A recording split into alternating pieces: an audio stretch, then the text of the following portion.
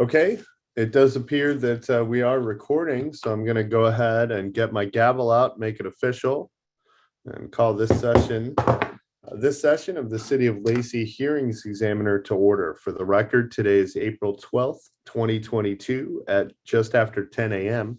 We have one item on the agenda today. This is number 20-310, the Meridian Market and Gas Proposal, and it involves a request for approval of a conditional use permit to allow the construction of an approximately 4,000 square foot convenience market with up to 1,000 square feet of second or half-story office space above it, 4 fueling islands for gas, and an additional 4,000 square feet of commercial or retail space in associated site improvements on a 1.5 acre property at 8808 Campus Glen Drive Northeast. My name is Andrew Reeves. I'm a hearing examiner with Sound Law Center, who the city has selected to hold a certain land use application hearings like this one.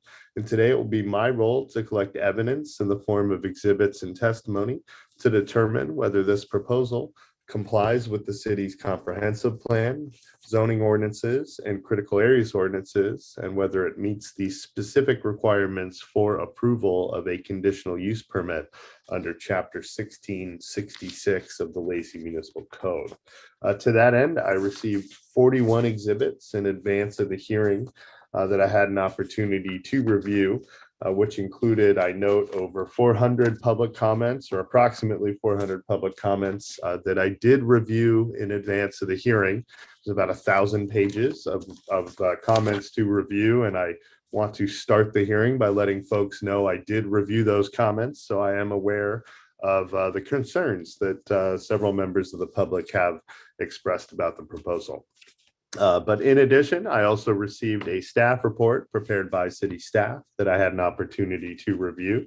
The application materials themselves, information on the environmental review that occurred for this proposal under our state's Environmental Policy Act, or SEPA, the sort of site plans and drawings, various reports of a technical nature, including a drainage report, a sort of operations manual, and stormwater pollution report or prevention report, the geotechnical report assessing soils on site, reports related to traffic on site or with the proposal, a tree protection plan, information on the sort of market assessment of the site, information on the notice that went out in relation to the application, as well as today's hearing, comments from reviewing departments and agencies, a few comments that were specific to SEPA, and then, as I noted, approximately 400 comments from members of the public.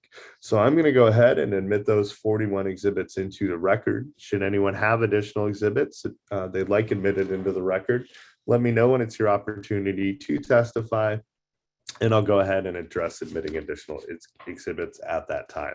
Speaking of testimony, our testimony today will be under oath or affirmation. That's because we're my decision to be appealed under our state's Land Use Petition Act, or LUPA. The recording of today's hearing, as well as the admitted exhibits, and my decision, well, ultimately in this case, the council's decision would serve as the foundation for any such appeal. And sorry to confuse the issue, I wanted to clarify that ultimately my role here today is to collect this evidence and prepare a recommendation, and then ultimately it is the city council that makes the final decision on conditional use permits here in the city of Lacey. So apologies for confusing that, but I wanted that to be clear. Finally, I note that clearly there is a lot of interest in this proposal. We are not in court. In fact, we're not even all together. We're using remote meeting technology, but I do ask that everyone treat each other with respect and civility. Clearly, there are differences of opinion on how development should occur in a place like the city of Lacey, but I truly hope that everyone can be respectful of everyone else participating in today's hearing. So that's the sort of explanation there. And then in terms of the order that we typically follow and the way we're going to do things today is first, we're going to start with the applicant, who's going to give sort of an overview of the proposal. and explain what they're hoping to accomplish with the project. Then I'll turn to city staff to sort of fill in any gaps that they think exist and they wanted to hit on, and provide any additional information they feel that myself and members of the public are aware of in advance of my making a decision. Then I will turn to members of the public, and they will then have an opportunity to provide testimony. There was a sort of sign-in list in advance of the hearing where folks had an opportunity to indicate whether they would be interested in testifying. I'm going to start with that list when we get to that point in the hearing and go down and call folks out that had indicated they were interested in testifying.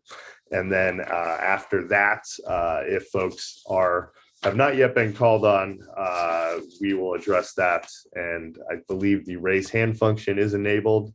And so after I've gone down the list of those that are interested in testifying, we can use the raise hand feature to ensure that all those interested in testifying have had that opportunity. Just to be clear on my ultimate role, again, I make a recommendation to the council, but the recommendation is based on the specific criteria for approval related to a conditional use permit in the municipal code. And certainly public opposition is something that plays a role to the extent that, we're looking at compatibility, and if folks are concerned about compatibility, that does play a role. But ultimately, this is not a balancing sort of situation where if 42 people have testified that they're concerned about the traffic, a 43rd person is not going to tip the scales one way or the other. I point this out to say that, again, I have read all the comments in advance of the hearing, the entire record, and I am aware of the concerns. I certainly don't want to discourage folks from sharing their concerns, but if your neighbors have, in your mind, adequately explained their concerns, don't feel that, you need to also repeat the same comments. So I just want that to be clear. And I think with that, we can go ahead and get started. Again, there is a specific order we're going to follow, and we're going to stick to that. And there's not going to be an opportunity for sort of back and forth. So again, we will use the raise hand feature at the end to determine whether or not there are folks that have not had an opportunity to testify, but it'll be a little bit of time before we get to that point. And then I note finally, after we've heard from members of the public, we will go back to city staff and the applicant team to respond to that and any additional questions that I, as the hearing examiner, may have. So with that, thank you everybody for being here, and we'll go ahead and get our applicant sworn in. And so representing the applicant today will be, several potential folks here.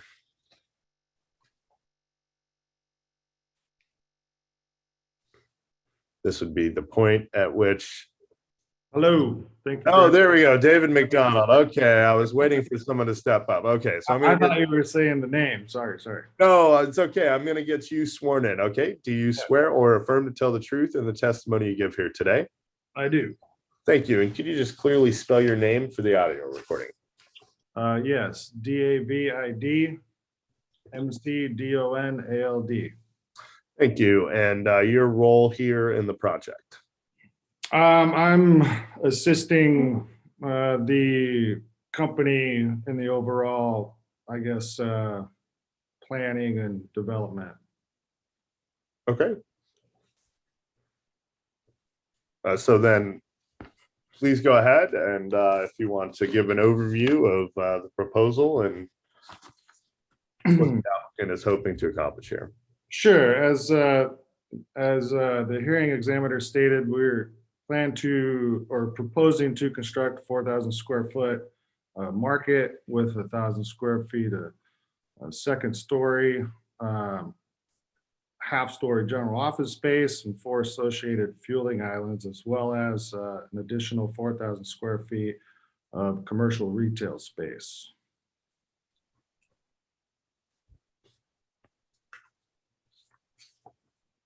Okay. Did you have any? So you didn't have any sort of a specific overview of the proposal you were hoping to share, other than that, Mr. McDonald? That's correct. No. Okay. I know you're probably aware there were, significant concern from members of the public. Did you want to take an opportunity to address some of the concerns that they've raised? I note, my notes, uh,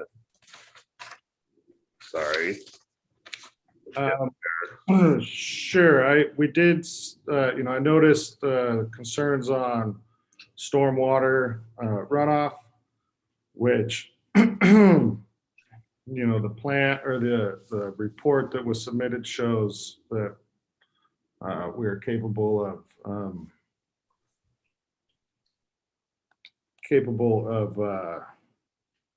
protecting and controlling and treating the stormwater. There's specific plans from companies that have filters we put in to treat it before it hits anything. And then as far as traffic concerns, I think I'll have either Aaron or Brad touch on traffic, or if Aaron's available. Is that Aaron Van Aken? Correct. Okay. Did you want to call on Mr. Van Aken now? Yes. Okay. So we're going to go to Aaron Van Aken. Yeah, this is Aaron Van Aken here. Okay, I'm going to swear you in. Do you swear or affirm to tell the truth in the testimony you give here today? I do. And could you clearly spell your name for the record and explain who you are? Aaron, Aaron, last name Van Aken, V as in Victor, AN, space, AKEN. And my role here, I am a licensed traffic engineer in the state of Washington, and we were tasked on doing a trip generation analysis on this. And I have not seen any neighborhood concerns at this stage, so I will be here if I need to answer anything, but nothing has been routed to me at this point. Okay. Definitely stick around. I can tell you that there were lots of public comments that were expressing concerns generally about traffic, but also safety in terms of this site's proximity to, a nearby school, a park, the William Ives Trail. So there were several concerns. And so I'm going to go ahead and assume folks would like a little more information later on those particular issues. Okay. Sure. Sounds good. Mr. McDonald, I'm happy to read you the list of what I had indicated or gleaned were concerns. I don't know if you had an opportunity to review all the public comments in advance of today, but We did review the majority. I guess what we noted was basically environmental concerns and safety concerns. okay. Safety. So, and just to clarify, you're confident you've adequately addressed all those concerns with site planning? Is that the idea? Yes, that's correct. In those exhibits that you received? Right. Right. Okay. Anything else you wanted to add, or any other members of your team you wanted to call on?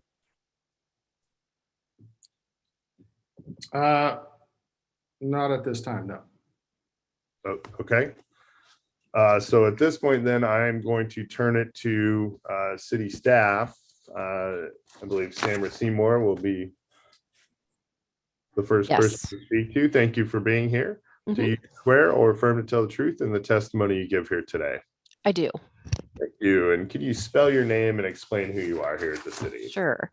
My name is spelled Samra, last name Seymour, Seymour.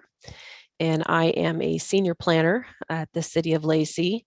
I've been with the city for about 17 years now, and I am responsible for reviewing development proposals for compliance with city codes and regulations. Thank you. And I guess to start, Ms. Seymour, this hearing originally was scheduled for last Monday. And I got an urgent procedural communication from city staff that essentially said all the power is out in this particular region. What do you think we should do? And so my suggestion was, out of an abundance of caution, let's move the hearing and ensure that those in the area that have concerns are able to participate. But can you speak to sort of what city did that day and how Sure. city tried to ensure folks were aware that the hearing would be now? Yeah, absolutely. So the hearing, like you said, was supposed to be last week, and I guess Mother Nature had other plans. So we had a windstorm down in this area on, I think, the Sunday before, and that knocked out a bunch of power up in the northeast area of Lacey in the Meridian campus area. And I was unaware of this until about 8:01 in the morning. And we had a number of calls and emails from citizens who were concerned that they wouldn't be able to join via Zoom because there was no internet service, because there was no power. So the city, I think we were pretty aware, obviously, from the get-go that was going to be a major concern, that we wanted to make sure that folks had the opportunity to provide comment, and that's obviously paramount in these types of processes. So we understood the gravity of the situation, and as you said, we consulted with your office about possibly postponing that, and so or continuing that until today. So that is, in fact, the course we chose, and as a result of that, and I'll maybe hint on this a little bit later as well, I sent out notice to all of the parties of record as soon as possible, letting them know that due to the power outage and the concerns that folks would not be able to participate, that we were going to continue the hearing until today. So all the parties of record did receive notice of that.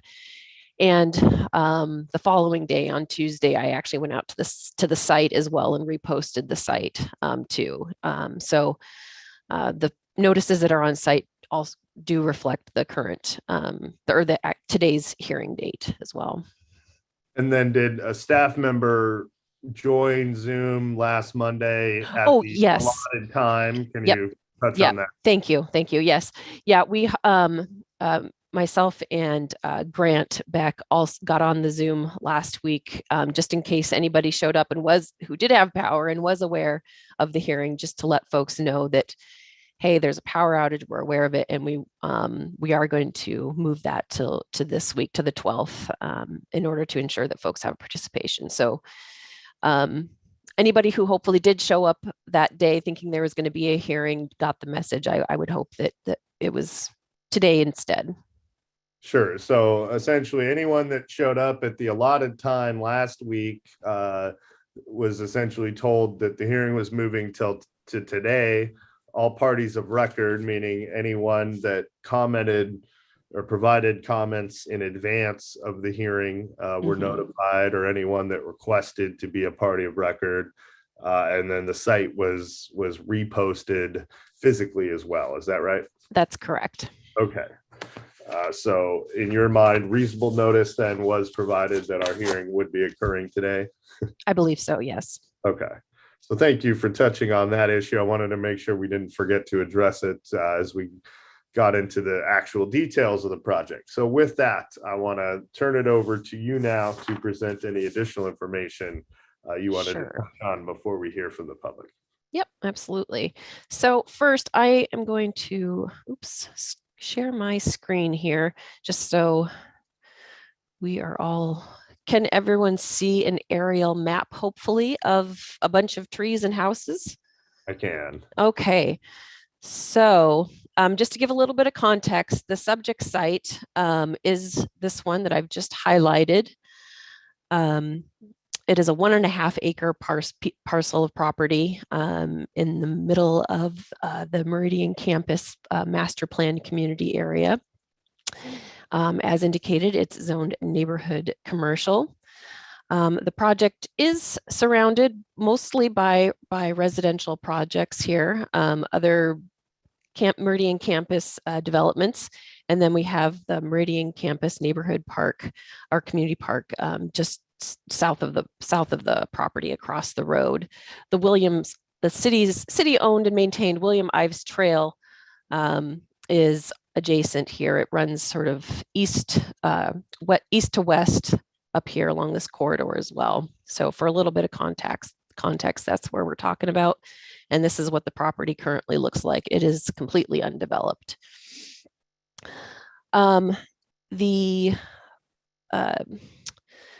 We did issue an MD&S on the project. There's a couple of conditions that were attached related to mitigating impacts to the Thurston County roads through traffic impact fees, as well as several conditions that pertain to potential impacts from the Tacoma Asarco smelter, which is a typical condition that we see for all projects up in the Meridian campus area. We found that that's the one area of the city that has been impacted by that. And so the applicant will be required to do some testing and analysis for that first and potential mitigation.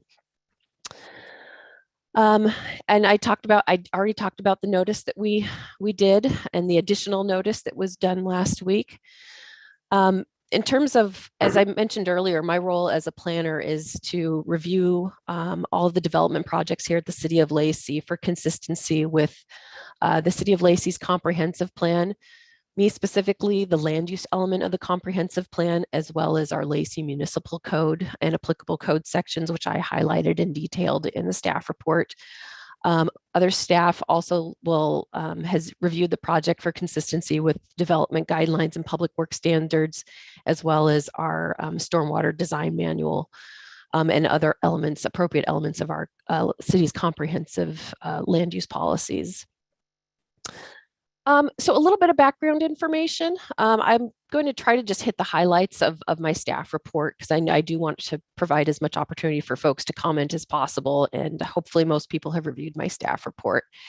But I did want to mention again that this project is part of the Meridian Campus Master Plan. And for those who aren't aware, the Meridian Campus Master Plan community was actually approved, dates back to the 1980s. When it was approved in Thurston County, when it was reviewed and approved in Thurston County, and it established really a broad range of land uses: industrial, commercial, residential, institutional uses like parks and school sites.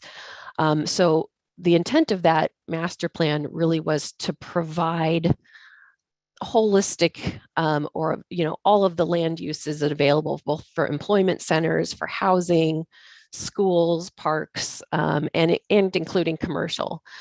So when that site was then annexed by the City of Lacey in 1992, the city brought that into the code and into our city boundaries. And at the time, it was most of Meridian campus was zoned low density residential until the zoning code was updated in 2003 with our comprehensive plan that was also updated that time, when it was redesignated as neighborhood commercial. This neighborhood commercial site also is identified in our city's comprehensive plan as a neighborhood node, an area where we do want to focus some commercial development in order to provide services to what is largely a residential area. There's been a lot of growth in the Meridian campus area over the last 10 years. And now we're starting to see sort of more growth in multifamily as well, because predominantly before that it has been single family. And so this site really serves a purpose to provide commercial services to those homes out there, both multifamily and single family. And as described in the application materials and by the applicant, we are looking at a 4,000 square foot convenience market, mini grocery store that will sell a variety of goods for the day-to-day use of folks out there.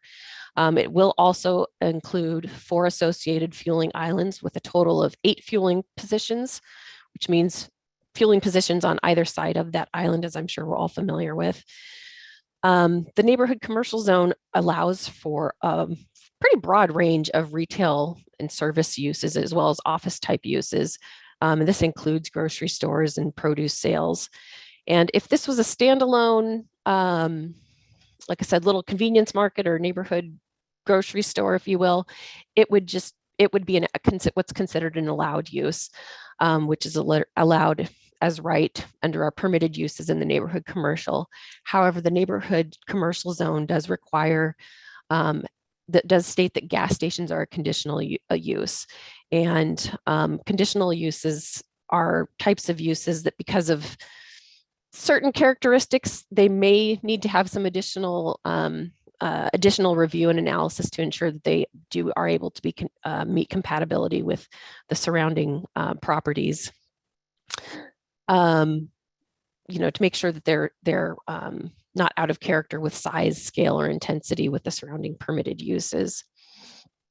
In fact, when the project was initially came in, it was proposed with 6 fueling islands and 12 positions, and staff had concerns at that time about the scale of a 6-island gas station, and was that appropriate for the size of site and for the neighborhood that it was in.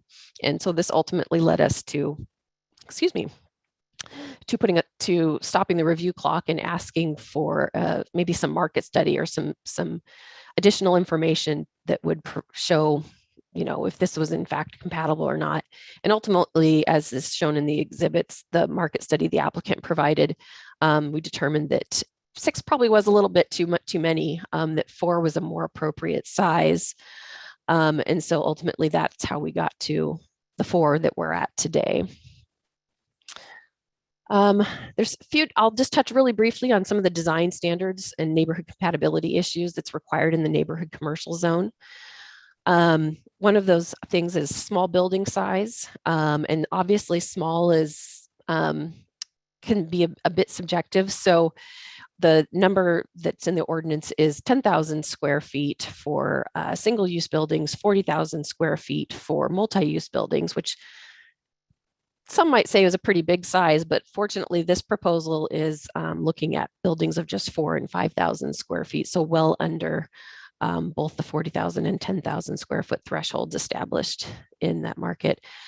It also looks at or indicates that low traffic generation is something that should be a characteristic of development. I won't go into that too much. I'm going to let both our traffic experts that we have today talk a little bit about that, but staff was able to, or the applicant did provide some information that provides a little bit of context in terms of the types of trips generated by other types of land uses that would be allowed in this type of in the neighborhood commercial versus what's being proposed, and they were pretty similar. One of the things that I think is, in staff's opinion, is one of the most important things about the neighborhood commercial zone is that it's intended really to obviously to serve the neighborhoods surrounding it, and that it allows for considerable walk-in trade. And I think that's reflected in the types of uses that are permitted in the neighborhood commercial zone. And so a lot of the emphasis in neighborhood commercial, as well as the policies of our comprehensive plan, are to try to reduce vehicle miles traveled by residents in an area, and to provide those services closer to where people live. And that's really what the intent of the neighborhood commercial zone is doing, and why this particular zone was situated where it was, is to, again, as I said earlier, to bring some of those commercial services into the neighborhood areas, into the neighborhoods and Meridian campus, where there certainly is sort of a services deficit out in that area. Pedestrian access, obviously, and accessibility and compatibility is really paramount in this zone. And staff has tried to add conditions to the proposal that will ensure that design criteria are in place that will make sure that portion of the code is met. Let's see here. One of the things that the staff has made a recommendation on for the hearings examiner is for modifications to a couple of areas of the neighborhood commercial zone. One of those is the front setbacks. As I noted in the staff report, the site is a little bit unusual in that it's surrounded on 3 sides by public right-of-way, which makes it a corner lot.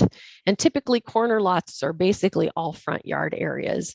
And the front yard setbacks in this zone are a maximum of 10 feet, which is also unusual. But given, again, the uniqueness of the parcel and the fact that it is directly adjacent to residential, staff is recommending that we waive that front yard setback in order to be able to place the building in the location where it is currently shown, which is further back next to the residential. I think there's about 30 feet, I think, between that rear property line and the proposed building, and which is an area where the applicant is proposing to try to save a bunch of mature vegetation. And in placing the building in that location, it's allowing us to save some mature vegetation, which will hopefully help with both a visual and noise buffer. But in order to do that, we are asking for a modification to those setbacks. And kind of going in hand with that is the modification we are recommending for the parking standards. Parking standards in neighborhood commercial are usually such that we have parking either to be required to the side or to the rear of the building. And that's to screen parking areas from view from the street. However, again, in this case, staff felt that it was more important to try to provide a thoughtful or sort of a sensitive design for the adjacent, I think it's about 10 or so residential units that are back there, rather than having the potential impacts from parking lots, from car doors opening and closing, and headlights potentially right into back doors, using the building and that vegetation as a screen. Let's see. One thing I also wanted to mention, I saw in a few comments, was concerns about some more of the finer points of building design and detail.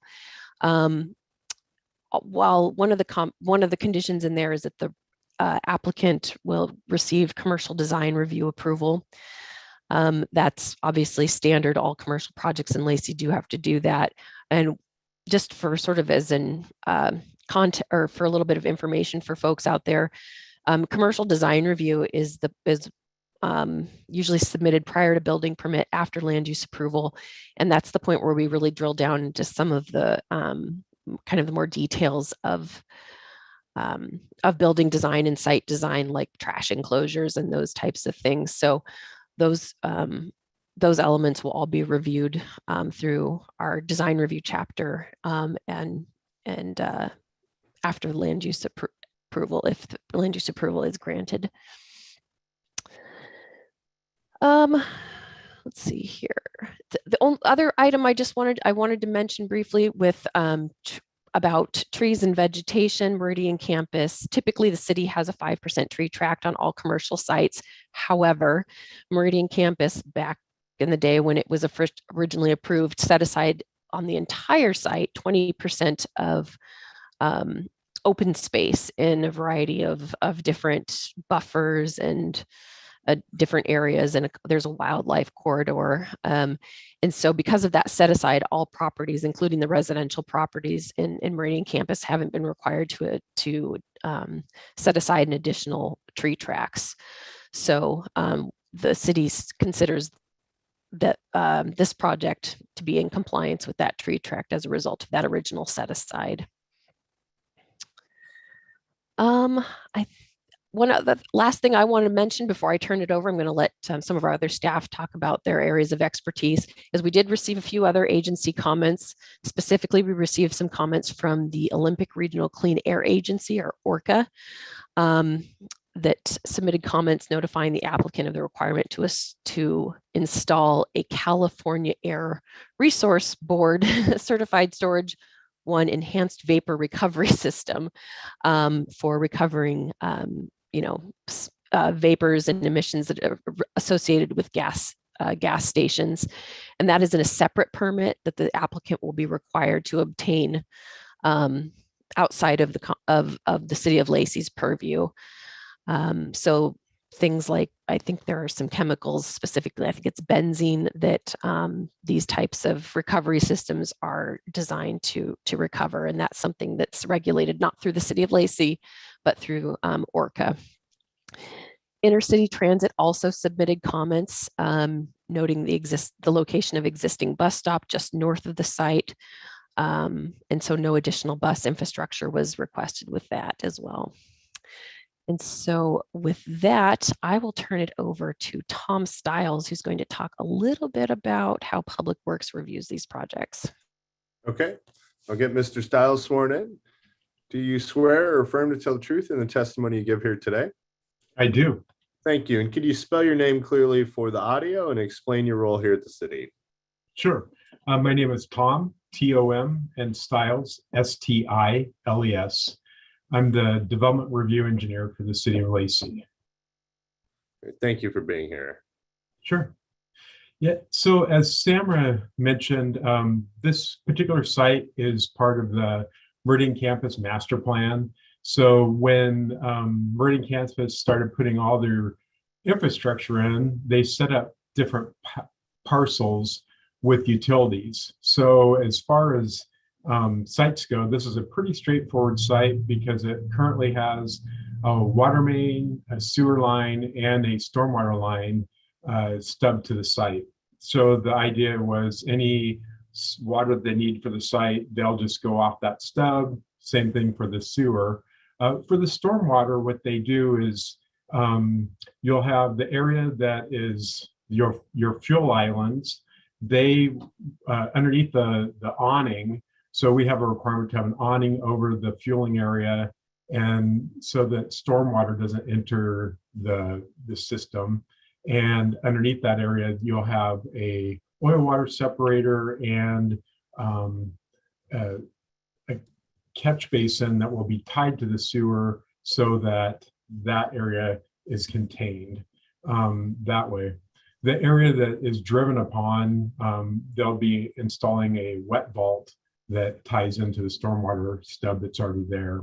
The rest of the site, it was already set up for on all three sides. The frontage improvements are currently in place. With this development though, if the curb ramps don't meet current Americans with Disability Act requirements, they'll bring them up to current standards. And on London Road, the landscaping and irrigation on the west side of the road was not installed. That'll be something that gets installed with this site. So basically, it's a pretty, plug and play site, and it should be pretty straightforward. So that's really what I have for development. Okay. I don't have any specific questions in terms of those issues. So if you are able to stick around, Mr. Stiles, there may be public comments that you'll be able to have expertise on addressing later. Sure, I'd love to. Okay. I think I was going to have Chris Stolberg with our traffic department is going to talk a little bit here for us. Okay. So, Mr. Stolberg, do you swear or affirm to tell the truth in the testimony you give here today? I do. Thank you. Could you spell your name clearly for the audio and explain your role? So it's Chris, C-H-R-I-S. Last name is Stolberg, S-T-O-L-B-E-R-G. And I'm a transportation engineer for the city of Lacey. So part of my job is to look at proposed developments for their transportation impacts and compliance with our development guidelines, and our comprehensive transportation plan. So I was just going to kind of go over my process with this project.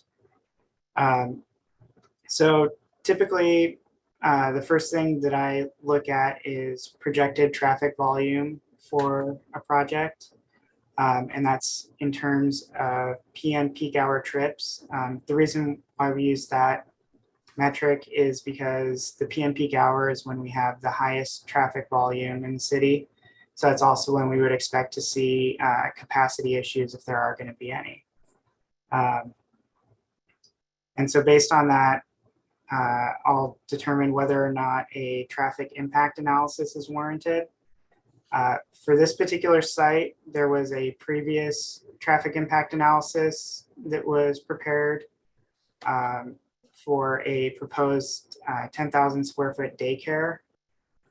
And that we received that TIA and approved it only a few months prior to this project coming in.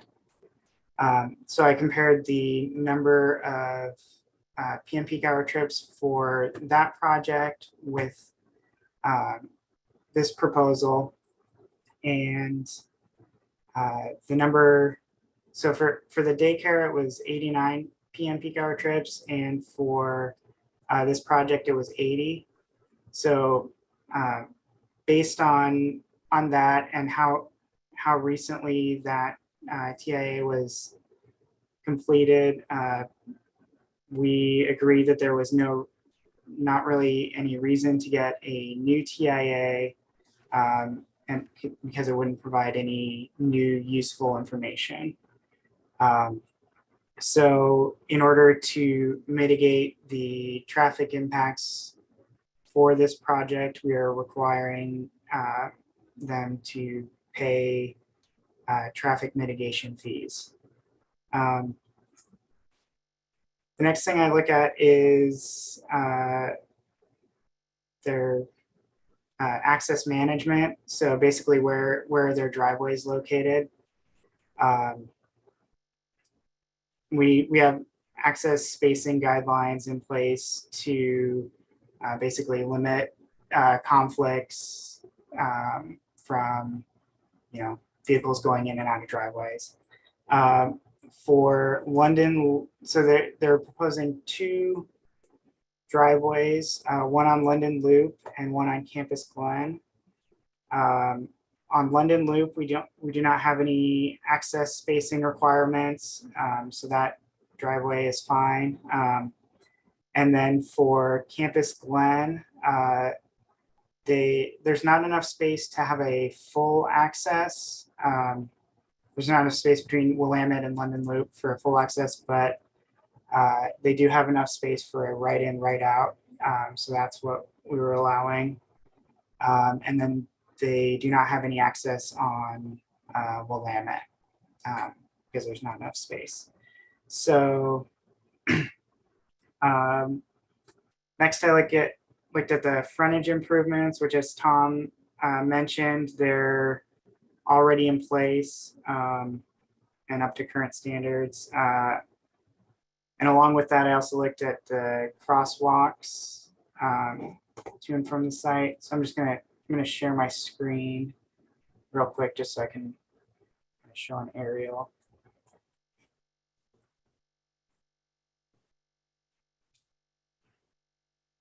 Okay, can everyone see that? Yeah. Okay, good. So as you can see, they have marked crosswalks across London Loop at this stop sign, across Campus Glen at this stop sign over here. And then there's a pedestrian hybrid beacon across Willamette over here. And there's also unmarked crosswalks across Campus Glen at London Loop, and then across Willamette at Campus Glen Drive. So that's all consistent with our policy as far as marking crosswalks goes. We do mark them where there's a stop controlled intersection or some type of traffic control device. But where we leave them unmarked, where there isn't any type of traffic control device, and that's because studies have shown that it's safer to leave those crosswalks unmarked because then pedestrians are more alert and cautious when they're crossing the street. And then finally, as far as our comprehensive transportation plan goes, we do have plans for a future roundabout at the intersection of Campus Glen and Willamette, which will improve traffic circulation in the area. And so in order to accommodate that, we're requiring the developer to dedicate right-of-way at the southwest corner of their parcel. So that pretty much covers everything that I looked at with this project. Sure. So, Mr. Stolberg, in terms of traffic, in a lot of jurisdictions, you hear about levels of service or LOS. I don't recall off the top of my head if Lacey uses that particular function of traffic, but I'm sure you're aware it's a way to ensure that there are no impacts in the vicinity that would be detrimental to the effect that level of service would be failing. If Lacey doesn't use LOS, I apologize. I just was thinking off the top of my head. That's a way that a lot of folks see traffic addressed. But could you at least sort of speak to sort of concurrency, LOS, whatever, if those are used in Lacey, or just the overall impacts in terms of analysis of this proposal? Sure. So we do have LOS standards for this area. It's LOS LOSD, and so the previous traffic study, I actually have it up. I could kind of share which intersections they looked at.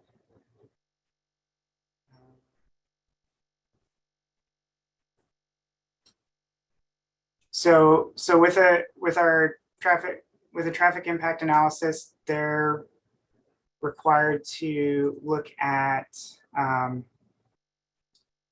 any intersection where 20 or more trips from their site will impact. So that previous TIA, they looked at the driveway on London Loop, Campus Glen and London Loop, Campus Glen and Willamette, Willamette and Madrid, 31st and Willamette, Willamette and Orion, and Hogan Bay and Willamette. So let's see if I've got.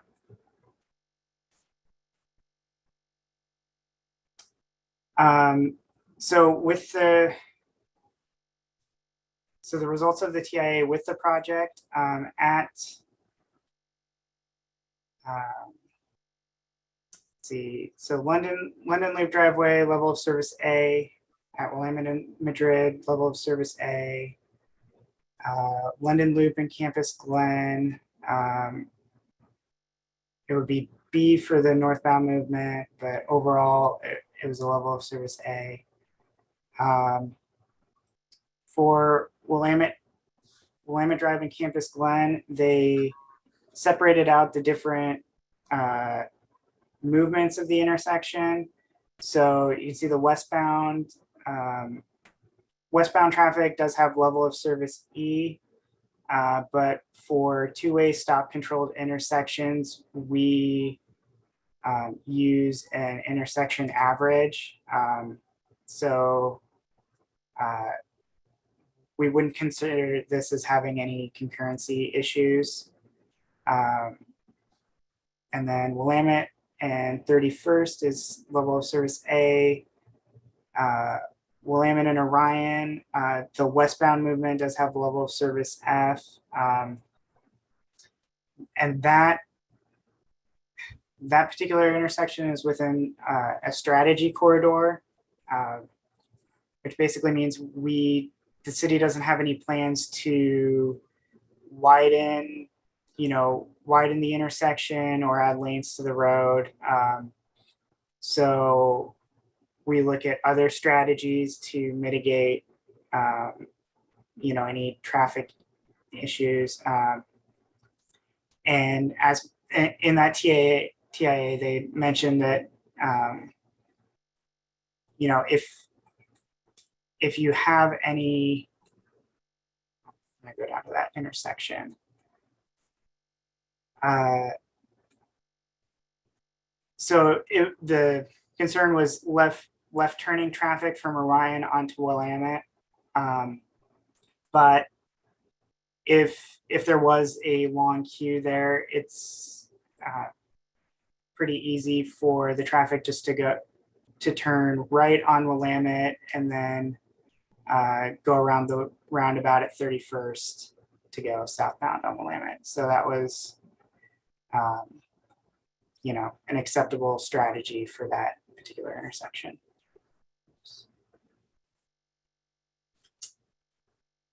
So ultimately, the traffic proposed or associated with this proposal would not cause level of service failures when you account for the additional traffic. Is that the takeaway that city staff ended up with? Yes. Okay. And then in terms of traffic impact fees, those are fees that the developer pays that then get used to address future projects in the city. Is that right? Yeah. So, so we have a list of projects in our transportation improvement program. And so with developments, basically we look at where the traffic from that development is going to be going. And then based on the number of trips from that development, at the location of a particular project, we assess a proportional share of that transportation improvement project. Okay. And in this instance, am I correct that Thurston County also requested that certain traffic impacts fees be paid to it because of the potential impacts on the county roads or sort of, outside of the city of Lacey? Is that accurate? Yes. Okay. Excuse me. Did you have any further comments you wanted to share, Mr. Colbert? No. Okay. We'll go back to Stammer Seymour then. Yes, we also have Doug Christensen, our stormwater engineer. Doug, do you have anything you want to add? Well, Tom covered stormwater in his remarks. I'm going to get you sworn in just in case. Do you swear or affirm to tell the truth in the testimony you give here today? I do. And could you just clearly spell your name for the recording? My name is Doug Christensen. That's D-O-U-G, last name C-H-R-I-S-T-E-N-S-O-N. Great. Thank you for being here. Sure. I'm Water Resources Engineer in Public Works Department. And I administer our stormwater design manual. So I look at the project from the stormwater management perspective.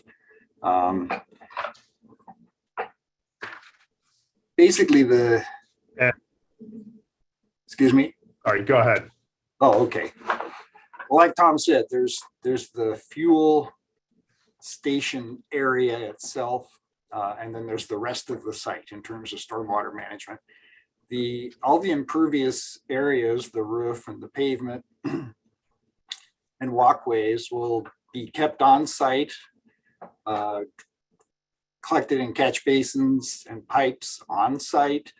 There'll be a little treatment vault that'll have context storm filters, a manufactured acceptable treatment system, and then a detention tank so that there'll be a controlled release downstream to the regional pond system at a slower rate. Excuse me. The fuel canopy area itself is considered is treated for stormwater purposes as a fuel containment or spill containment pad.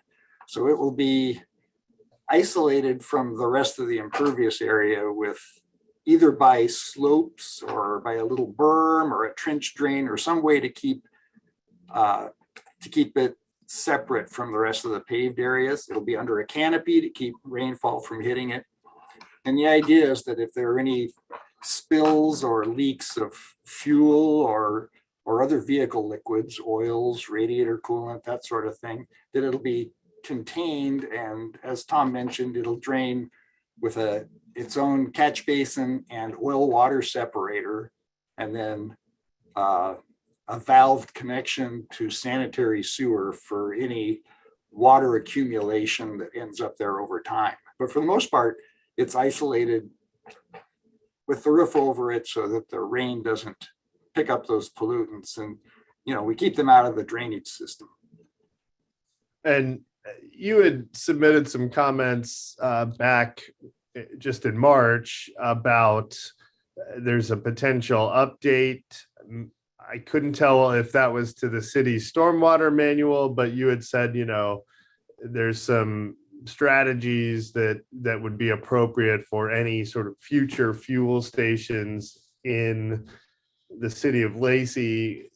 Is that this canopy approach? Is that sort of what you were just speaking to? Or I'm thinking of Exhibit 37, by the way, which was an email comment from you to Ms. Seymour from back in March, if that triggers your memory. Yes, it's being formalized into our stormwater design manual update, which will go into effect for new applications this summer. So it'll be a 2022 edition of the stormwater design manual. So we're putting in there some of the design criteria for fuel stations that we have been employing anyway, but it sort of puts them in a common place so they're available for design engineers to access. And so it's going to be more formalized in the newer version of the manual, but you have sort of recommended that approach currently for this project. Is that accurate? Yes, and I think some of that design goes to the state law and the way things are done for fuel stations anyway. Right. Okay. Great. So thank you for clarifying that. I didn't have any other specific questions on stormwater for you to address, Mr. Christensen. Anything else before we move on? I don't think so. Just to say that this site is underlain by soils that don't percolate well. It's got the compacted glacial till that we have in a lot of this part of Lacey. So infiltrating stormwater on site doesn't work effectively due to that till layer that's generally about 2 or 3 feet below the ground surface. So, I think actually the drainage plan for the site could be an improvement to stormwater management for that parcel. I don't know if it's currently ponding up during wet weather, but it sure could be just because of that till layer. So I think the plan that they have will be effective for managing stormwater. Okay, great. Thank you.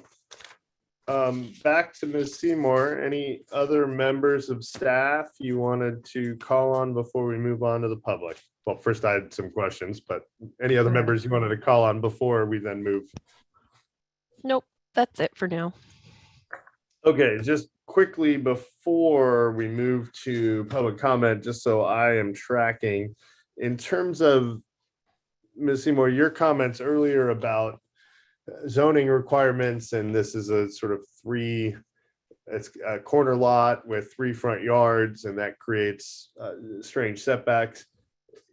You had discussed that I believe I have the authority to, waive some of those requirements if I think, were I to approve it, I thought it would be better to have, uh, the site further from the road as opposed to closer to the road, which is more common in commercial. Am I Mhm. correct in my understanding that rather than go through, say, a variance process as part of the CUP process, the hearing examiner, and ultimately the council has the authority to sort of change those zoning requirements? Is that accurate? Yes, that's correct. Okay, just want to make sure I understood that. We've talked about stormwater. You had talked about the mitigated determination of non-significance, or MDNS. I believe that had an appeal deadline of April 1st. Were there any appeals that came in of that MDNS? There were not. Okay, so the MDNS is final, no appeals.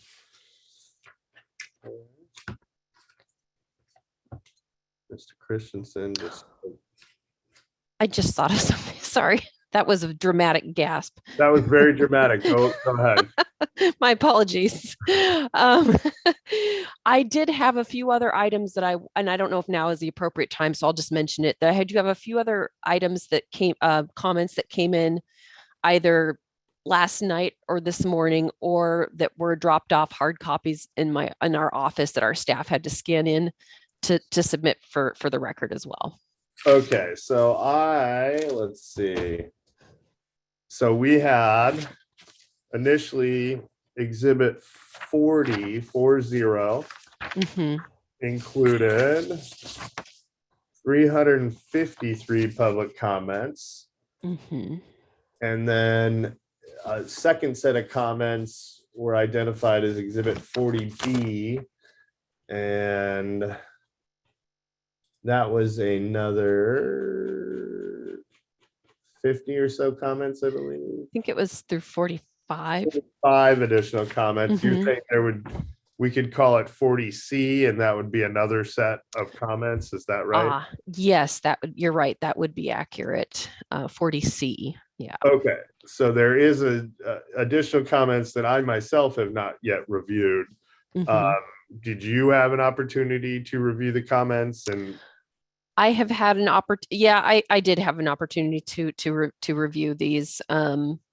Yes. was there anything that stood out as that had not been covered in the other comments? Or I will certainly review them. I'm just saying, Sure, certainly. anything that you saw that's, that was something nobody had touched on? Or No, they're similar comments to what has been admitted to the record already. okay. Yep. Okay, but one of those items is a petition, just for your information. okay, a petition. Okay, so I will make sure to review those. And I will email those to you now. And I just to give you a heads up for procedurally, I labeled them as just wasn't thinking about it correctly as 40B and the numbers, but you're right, they should be 40C. Sure. So I will send those to you now. Okay, and then another question I had. So a lot of folks had concerns about, sort of safe walking for the schools. Mhm. I believe there is Salish Middle School right nearby. I didn't see anything from Salish Middle School in the record. Did they comment, or did they express any concerns? I just want to touch on that issue because I don't Yeah. recall seeing anything. They did not submit comments for the record. They were given several opportunities to comment. I reached out to both their transportation director and also to their facilities director, and they're certainly aware of the project, but they did not have any comments that they felt were applicable to the project. Okay.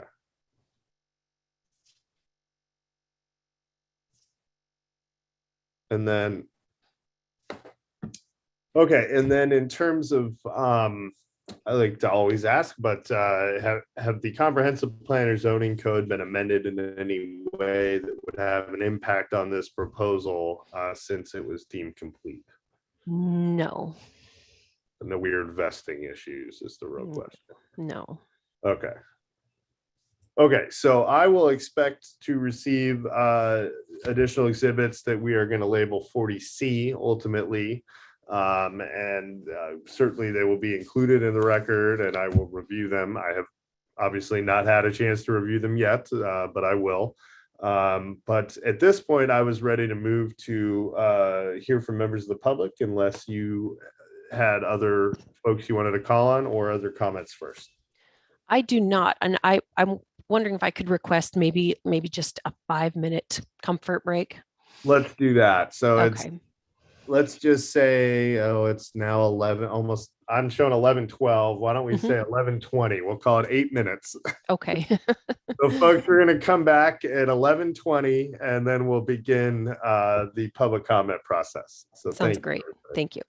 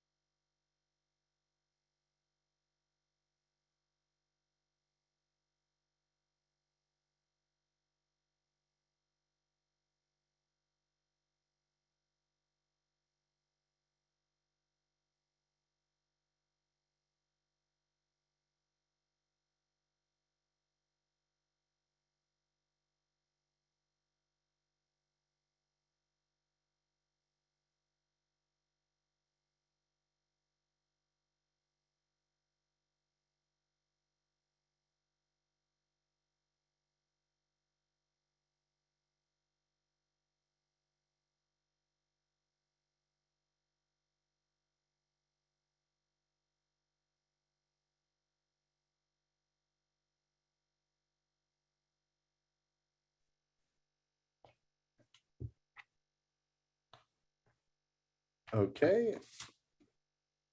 Thank you, everybody. We're going to go back on the record. And again, this is number 20-310. We took a short break so folks could say hello to their pets and whatnot. But we are moving on with the public comment portion of the hearing. Again, I have a list of folks that had signed up to testify. I'm going to go through that list. And also, again, there is a raise hand feature, which is available. I'm going to discourage folks from using the raise hand feature for the moment so that we don't end up with overlap. But I note there are 2 people that have already raised their hand. I'm going to start there. But again, I'm discouraging folks from using the feature until I've then gone through the list, because folks have probably already been on the list. And I want to make sure we have an orderly proceeding where I hear from everybody that wants to testify. So that's the first point. Second point I wanted to make, again, just stress, I recognize there are concerns. I note in my review, there were concerns about, the safety of children in terms of a gas station, just generally, and then walking, concerns over aesthetics in terms of the nearby residential development, proximity to the park and the trail, and traffic, noise and pollution, safety and crime. The fact that there was a perception by many that this amenity isn't needed in terms of gas, concerns over the sale of alcohol and tobacco near park and school, concerns over property values, concerns over homelessness, concerns over lighting. Those are just the ones I wrote down during my review, sort of the initial comments that I received. Again, I looked at about 650 pages of comments last night. So I am definitely aware of the comments, and I also acknowledge that Ms. Seymour received additional comments in the last week, which I am going to include in the record as Exhibit 40C. This apparently does include a petition as well. I have not yet seen that, but I certainly will review it before I make any any recommendation to the council on this proposal. So just wanted to be clear about that. And then in terms of process, there is not going to be an opportunity for a sort of question and answer session, even if we were all in person. That's just not how these hearings, examiner meetings work. But I am happy to hear from those that want to testify. We try to limit it to approximately 3 minutes to ensure everybody does have an opportunity to speak. And again, note that if your neighbors have covered the concerns in your mind, don't feel that your concerns, if you have expressed them in writing, have not been considered. I weigh the public comments the same that I weigh the written comments. And again, I have reviewed the written comments in advance. So I thank everyone. With that, I'm going to go ahead, and the first person I'm going to call upon will be Alan Rathman, who both signed up on the list earlier, submitted comments in advance of the hearing, and has raised their hand. So thank you for being here. And once we have unmuted you, you'll have to, I think, then unmute yourself on your computer, just so that we're clear on that as well.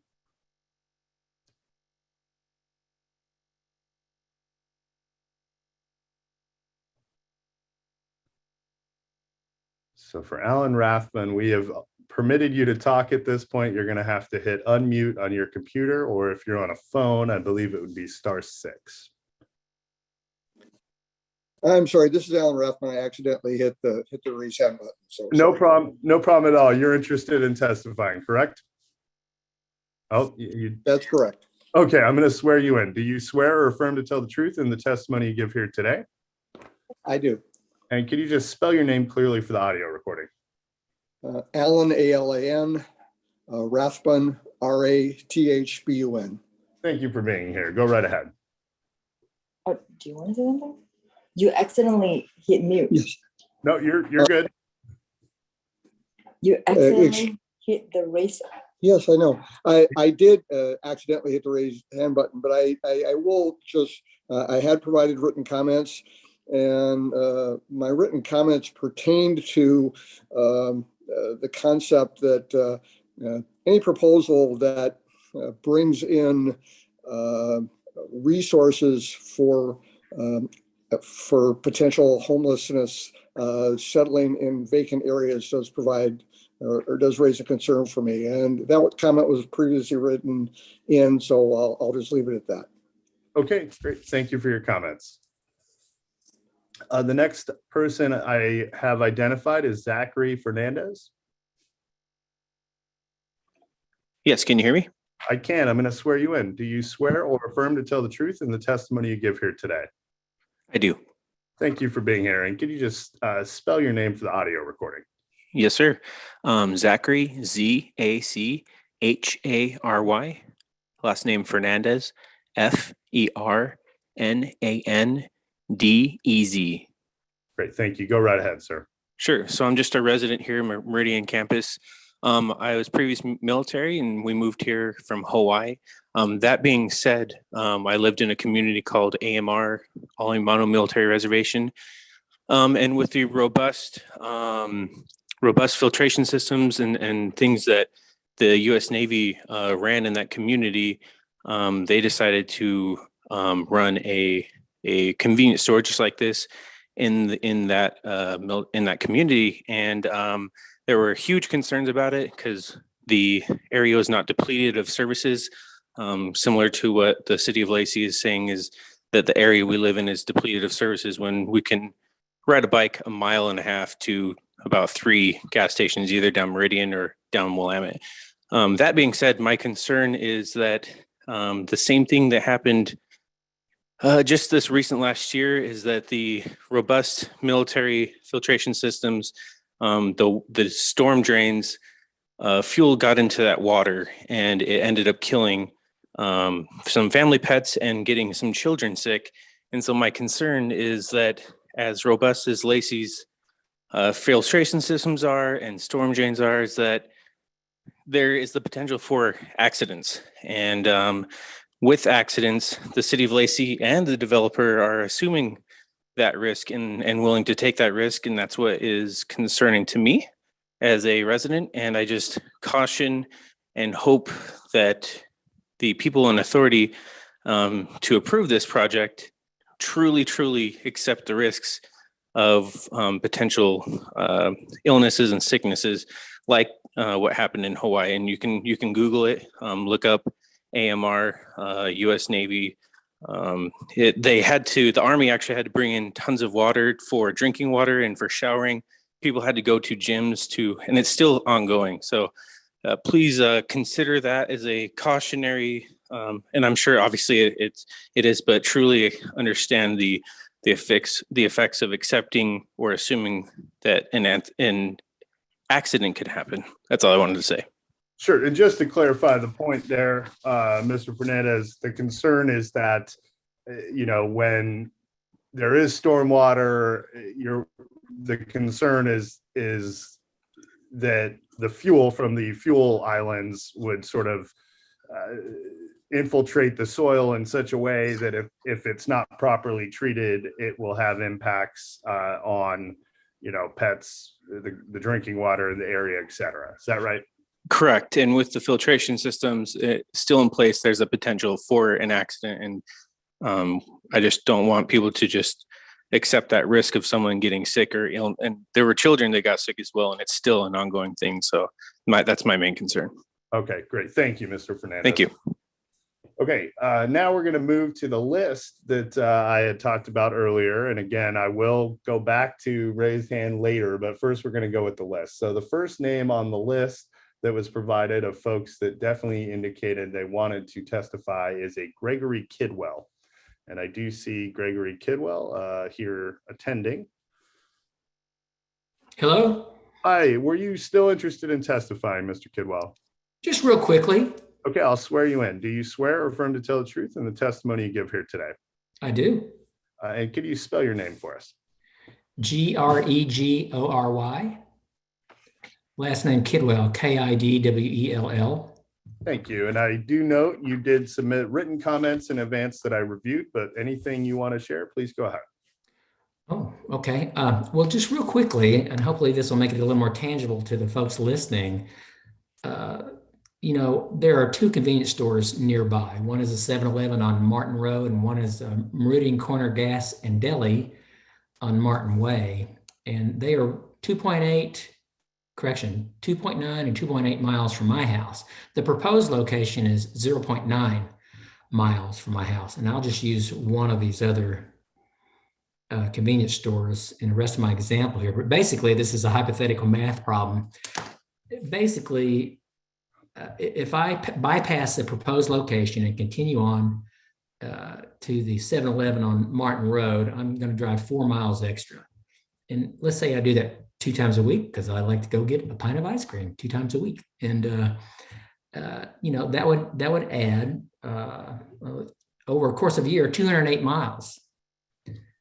But it's not just me. I have a household member, and let's say she does the same. So you could double that. And I have no way of knowing how many more people live further away or closer to the proposed site than me. But let's just say there's 1,000 that live further away, and let's just stick them all on my address. So if there was 1,000 people in the households making those couple of trips a year, it could end up to 208,000 miles more of travel.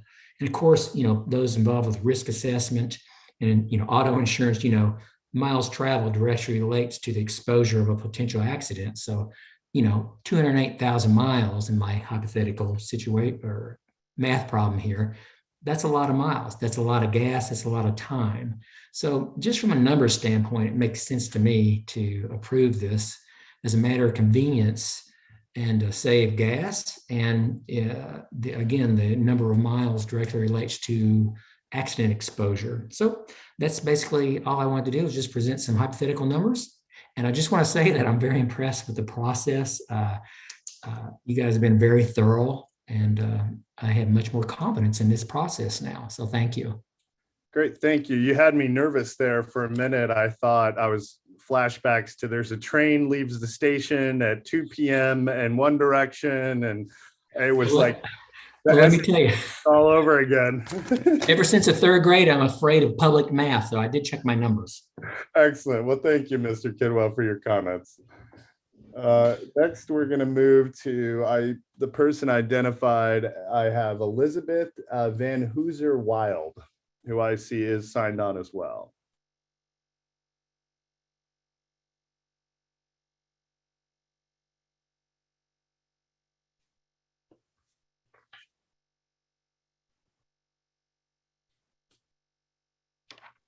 Is my audio working? Yeah. Hi. Can you hear me okay? Awesome. And were you still interested in testifying? I'm so sorry. Could you say that one more time? Were you still interested in testifying today? I think Mr. Fernandez really hit the nail on the head in terms of what I wanted to drive home today in terms of the Helemanu reservation or housing in Hawaii. I'm familiar with the same thing as he is. So those were my concerns as well, and as well as the traffic and the homelessness. So I think we've covered those things. Okay, I'm just going to swear you in. And do you swear that everything you just said was the truth, and you affirm that? Yes, I do. Okay, and can you just spell your name and then we'll move on? I apologize. Sure. Elizabeth, Elizabeth Van Hooser, VanHoos, and Sam, ER, Wild, WILDE. And there's a space after Van and a dash between Hooser and Wild. Is that right? Correct. Okay, we want to make sure we get it right. Thank you very much for your comments today. The next name on my list is a Griffin Wild, who I also see has joined the meeting.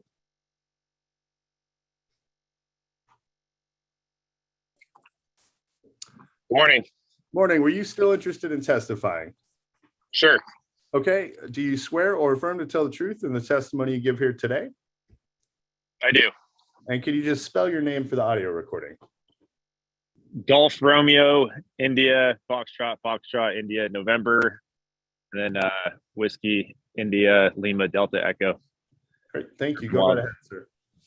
So we've lived here for a little over 3 years now, and that the wood line across the street from the proposed location, obviously there's a playground there, and it's very well trafficked by the local community.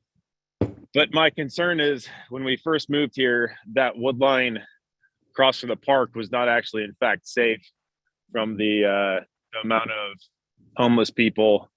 And then I'd say about 2 years ago, approximately, they had cleared that whole general area of random people living in the woods, and it ended up being roughly about a city block worth of trash and debris and other things that they ended up clearing and moving it closer down to the roundabout, going across the bridge to get picked up for waste removal. And after you see something like that, it kind of puts things into perspective, just how many people will have the availability or the ability to actually just go move into a place like that. And just because you can't see them doesn't mean they're not there.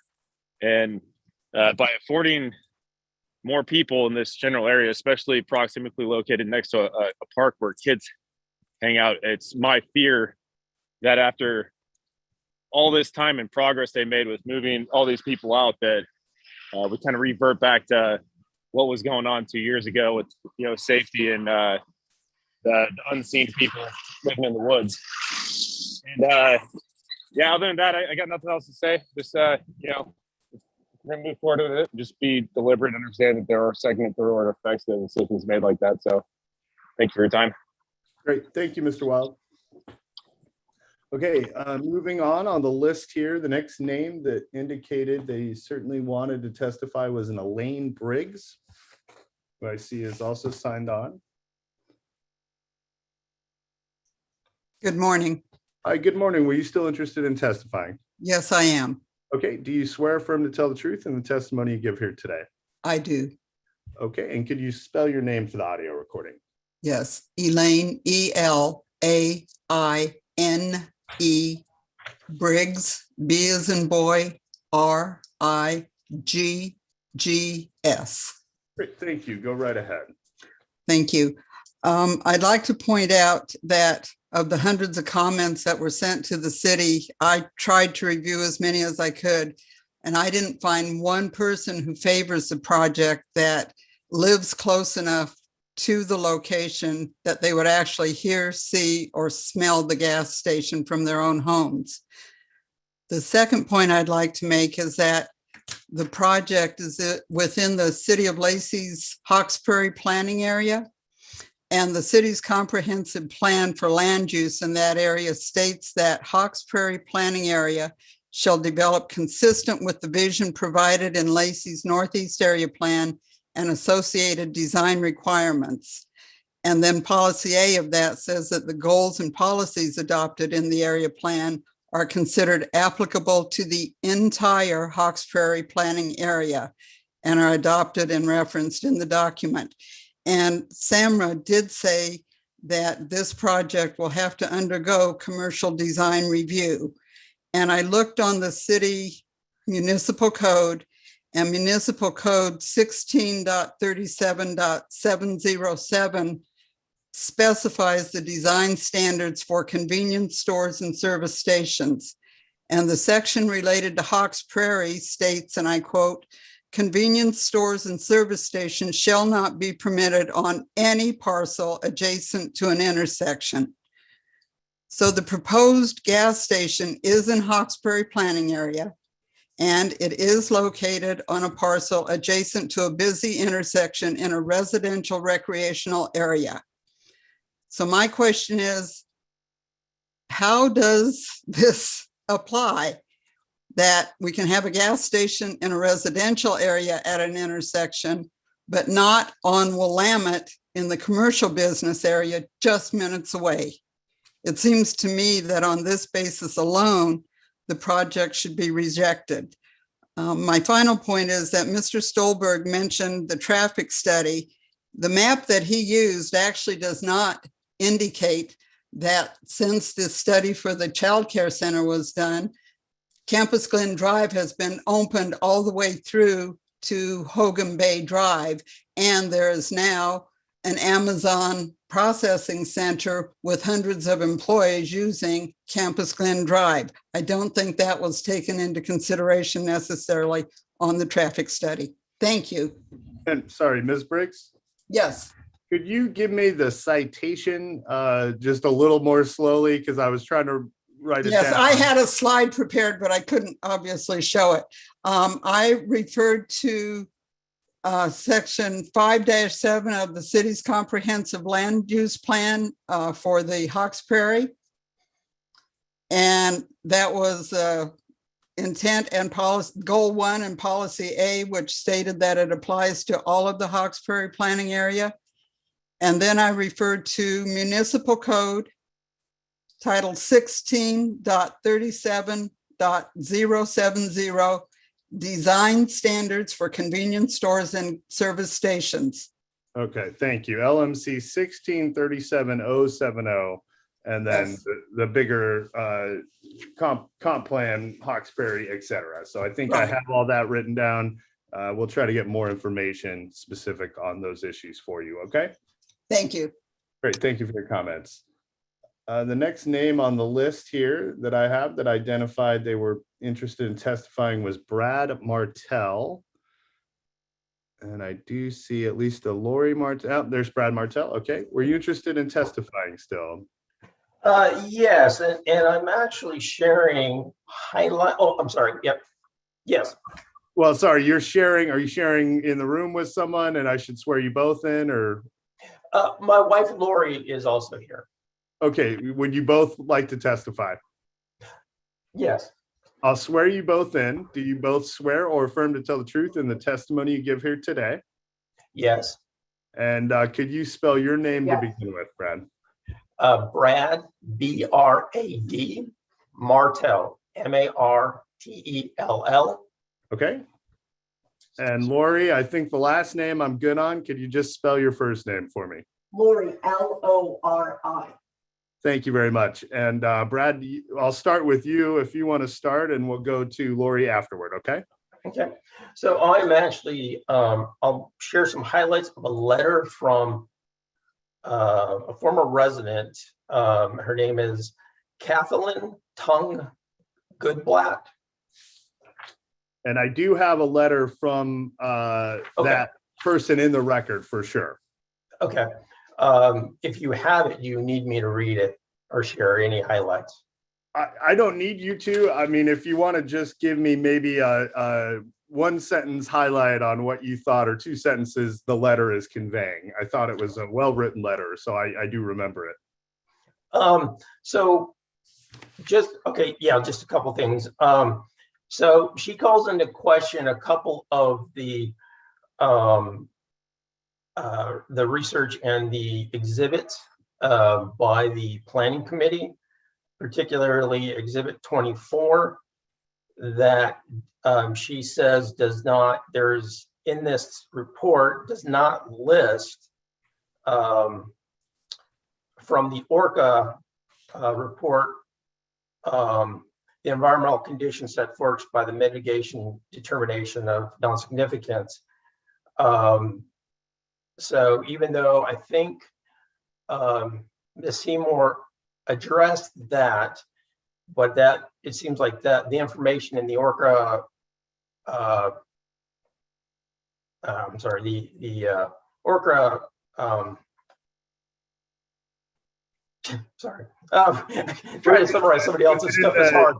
It's a, hey, Mr. Martell, was the information from the environmental review that occurred under SEPA, is that what you were trying to convey? It's what Ms. Seymour referred to is that the clean air concerns, and she says that's in a different report that's under ORCA. And is that, I just want to see, is that information available? Because Ms. Tung-Goldblatt says it wasn't in exhibit 24. So I'll just raise that, and then just, I think that's, yeah, that's the only thing I'll say. Okay. Oh, did that conclude your remarks, Mr. Martell? Yeah, that's okay. You have the letter, so. Okay, and then Lori Martell, did you have additional thoughts you wanted to share? Yes, please. Go right ahead. Thank you. My household of 5 people live 1 block from the proposed Chevron station. I'm opposed to this plan for many reasons already stated, most notably the potential negative impact on property values for the nearest houses, pollution, congestion, traffic, noise, crime, and safety issues. I'd like to focus the bulk of my comments on the safety of our children. I'm a longtime ordained minister and have special training in child protection. Locating a gas station so close to a school, densely populated residential area, community green space with a hiking trail and a family park is truly a horrifying idea to me. No less than twice a day, every school day, middle school children walk past the proposed site. Safety is something that must be planned into a community with an informed vision. Young families in the area regularly walk to Meridian Neighborhood Park, as has been discussed already. Increased vehicle traffic at the proposed corner alone is enough of a threat to justify rejecting the proposal.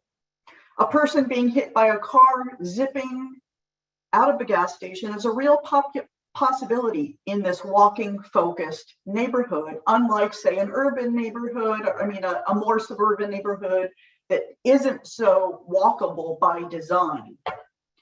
Gas stations, as we know, as is well documented, are magnets for human trafficking. One of our children disappearing is too much to ask of this community. Parents can't protect their children nutritionally if access to candy, sodas, and caffeine is so easy, so visible, so regular. Child safety must be the highest priority, given that children are on foot or bicycle and so regularly present in this area. A gas station is a use of the proposed site that is incompatible with the design of this neighborhood. Even the most vigilant parent can't protect their children if danger is designed into a neighborhood by a council prioritizing commerce over child safety. So my request is that the Lacey City Council members please hear the collective voice of Meridian Campus and reject this gas station proposal. Thank you. Okay, great, thank you. The next name I have on my list is a Chris Perazzo. Sorry if I mispronounced that, and I do note several comments were received throughout the process from Chris Perazzo as well. Hello, can you hear me? I can. Were you interested in testifying still? Yes, I am. Okay. Do you swear affirm to tell the truth in the testimony you give here today? Yes, I do.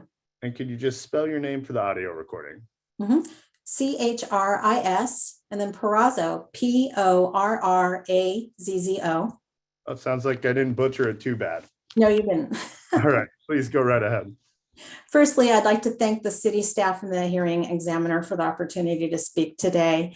I live within Meridian Campus, and I would like to speak a little bit about Lacey Municipal Code 16.36, and what is being asked for this project is against the Lacey City Code.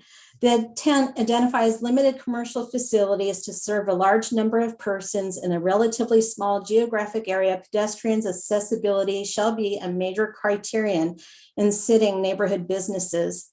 The chapter states that such development is limited to areas where local and economic demand, local citizen acceptance, and appropriate design solutions assure compatibility with the neighborhood. Including a gas station in this project is at odds with the intent of our city's NLMC Chapter 1636. Citizens do not accept this development in our neighborhood. The conditional use permit for the gas station should be denied. This neighborhood has grown and established residential communities, parks, and schools. Families with young children walk to Meridian Neighborhood Park daily. Salish Middle School students walk the streets adjacent to the site to get to school each day, and it is within a safe route to school zone. At any time of the day, there are individuals walking, exercising, walking in groups, or walking with their pets on these same streets. Now add to that image a 70-foot tanker truck coming through a roundabout, turning onto Campus Glen, and then immediately turning into the little side street of London Loop, and then into the gas station, all within a couple of feet. The problem is also that the traffic study did not include the potential of 4,500 warehouse workers using Campus Glen and going into the convenience store and gas station. This defies the stated major criterion of pedestrian safety and compatibility when sitting a neighborhood commercial business. Safety needs to be reviewed. In addition, while the developer's own market analysis identified a food desert in this area, there is no local economic demand identified by the developer for gas pumps. See market analysis, page 4, third paragraph. The charter within the municipal code identifies a limited range of convenience goods and services, including grocery, produce, bakery, cafe, and restaurant, of which we do not oppose to. The gas station would need approval of a conditional use permit to be considered for this site. The community has sent hundreds of emails in opposition to this gas station to the city planner, with only a handful expressing support. Specific air, light, noise, pollution, traffic for city children's safety, and having a gas station so close to the park across the street, and the devastation that a potential fuel tank leak could cause to our groundwater have been voiced in emails. We also believe any businesses that approve for a residential area should, and so close to homes, should adhere to reasonable hours of operation proposed. 5 a.m. to 11 p.m. is outside residential neighborhood waking hours as stated in our city code and should be adjusted. We also would like to request not only the buffer of existing trees, but we need to require any business to be built and accountable to build an attractive sound wall to minimize noise, disturbance, and light pollution to the residents. The people of this community matter. Neighborhood commercial zoning requires a conditional use permit for gas stations for a reason. And we have heard of all the examples of the city waiving certain parking requirements and to be set back from the street. We also should question filters for the ZPG cartridges for the catch basin, checking activated carbon for the runoff. We don't see any requirements or assurances that cartridges will be checked and rotated to preserve our water. The city planning team also waived a new geo study and are using a study from May of 2020 for one-story child care center. Shouldn't the study for gas tanks, a stormwater flow regulation vault, an underground storage tank vent pipes, and a two-story building be mandatory? We request that a new geo survey be done for this project. This gas station has been shoehorned into the site using a variety of design solutions that are in the end still do not assure compatibility with the neighborhood. Between these special requirements and possible detrimental effects on surrounding property, and mostly the negative effects on the community, the gas station conditional use permit should be denied. I appreciate your time. Great, thank you. The next name on the list, although I do not see them here, but I had a Cheryl Risavuto, who I do not, apologies, do not see them. Oh, maybe this is the person just identified as Cheryl. Is this Cheryl? Yes. Hi, I apologize if I mispronounced your last name. Were you interested in testifying? I am. Thank you. Do you swear or affirm to tell the truth in the testimony you give here today? I do. And could you state your name and spell it for the record? My name is Cheryl Richavuto, Cheryl, last name Ricev as in Victor, UTO. All right, the proper Italian chair, Richavuto. See. Thank you. Go right ahead. All right. Thank you for this opportunity today. My concerns are derived from reading the documents supplied by the applicant to the city. I don't believe a 4-pump, 8 fueling hose gas station supports the community goals outlined in the Lacey Urban Growth Plan and provides support, for my opinion, from the applicant's own documentation and the staff report dated April 4, 2022. From the staff report Exhibit 2, page 4, section 6, applicable comprehensive goals and policies cites Lacey's Urban Growth Plan. The Lacey Urban Growth Act Community Vision in Chapter 3, Section J, Goal 1, speaks to health and human services, where goals include pedestrian use is encouraged and the use of automobiles is minimized, and neighborhoods promote cycling and walking, encouraging these activities and healthy lifestyle choices. A gas station near a neighborhood park in which disrupts a continuous sidewalk does neither. This sidewalk is used daily by students to and from Salish Middle School. Fueling tankers and passenger vehicles crossing at Campus Glen and London Loop increase the pedestrian disruption, and no evidence is provided that a gas station or gas station services are needed in this area. The staff report indicates that the project adheres to Section C design standards and neighborhood compatibility, with a description of the considerable walk-in trade on page 8 that would be generated by this market. If the gas pumps are certainly an auto-dependent use and do not promote the health and human services goal, and there's a large potential for walk-in business, why again are the gas pumps needed? There's no evidence that gas station services are needed in this area. According to the applicant's own market analysis, Exhibit 17, the quote, entire area north of I-5 is a food desert, end quote, and the opportunity for development of this site is, quote, to provide a true convenience store that sells both good quality groceries and freshly prepared food, end quote. The analysis continues for 2 full paragraphs about the importance and need of a good quality store and potential restaurant. The applicant even includes Exhibit 18 from an unidentified group of local citizens wanting to give back to their community. The support document says nothing about a need for a gas station, but rather offers suggested local area businesses that might feel the need expressed to alleviate this food desert. The only reason a gas station is included in the application is that it is, quote, essential to sell gas at this location, end quote, as, quote, gas is what will get people coming to the location and keep this convenience store on the map, end quote. That appears contradictory to the staff report where on page 8, considerable walk-in trade is expected to be generated by a grocery in this location. Folks will know there's a grocery store here without the gas station.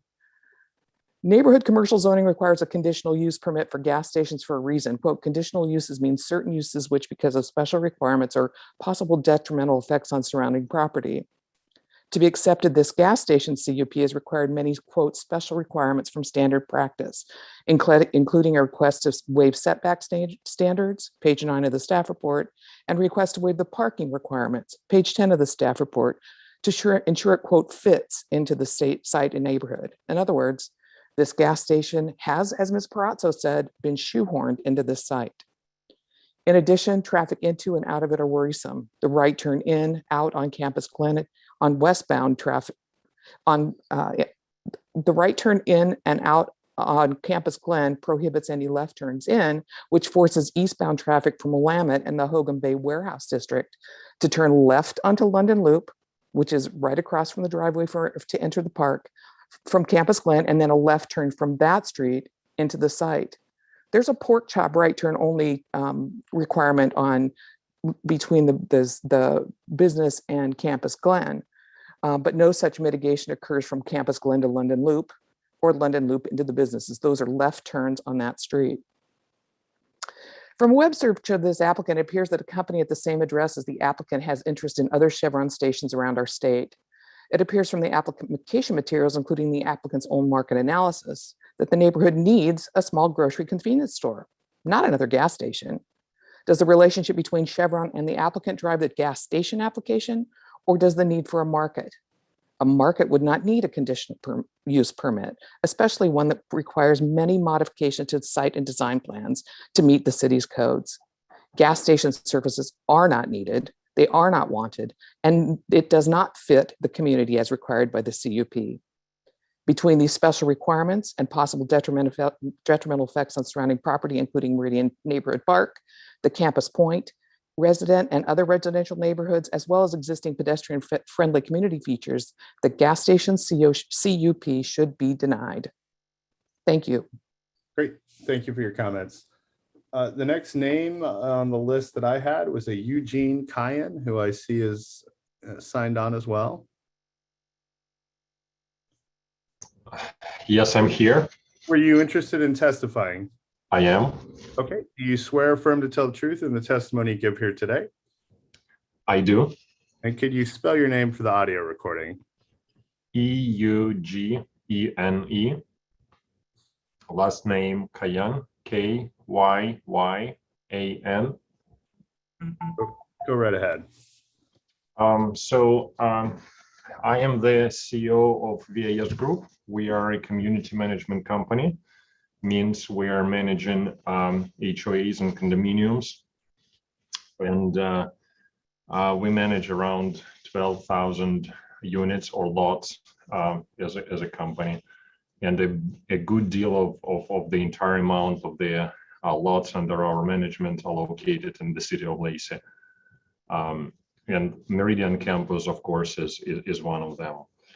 So as a CEO of the company, I feel I need to speak up and raise the concerns that we have heard from the residents, from multiple residents, because it is our job to receive phone calls and emails from residents related to various issues or questions they have. And we have received dozens, if not hundreds of phone calls over the last half a year, I would say, with concerns about the proposed subject and with questions as for what the residents can do to stop this process and what we can do as a management company. So of course we're in a tough position as a company because that's not our project. And at the same time, we feel that we need to raise our voice to bring the concerns of the residents to your attention. So far, we have worked with the board of Meridian campus, and I believe the planning commission and the city members received a letter from the board of directors of Meridian campus. Meridian campus, by the way, is a large neighborhood that surrounds the site of the proposed project. Meridian campus consists of about 1,700 homes. And so that's a large neighborhood. And the board, as far as I know, is also opposing this project because the board contains the majority. Sorry to interrupt. I do want to note I did receive the letters that you're talking about. So they are in the record and I have reviewed them. So sorry to interrupt. I just want to make clear that I'm familiar with VIS Group and the concerns are included in the record, but please continue. Yeah. So thank you very much, Mr. Reeves.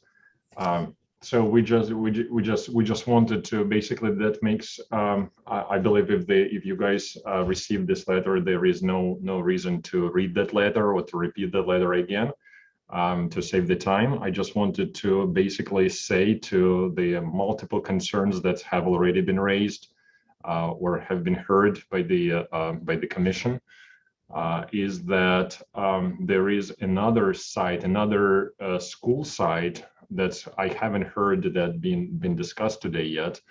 But apart from the Salish Middle School that's already in place, there is a site on the other side of Willamette that belongs to NTPS, and that's the proposed site of the elementary school.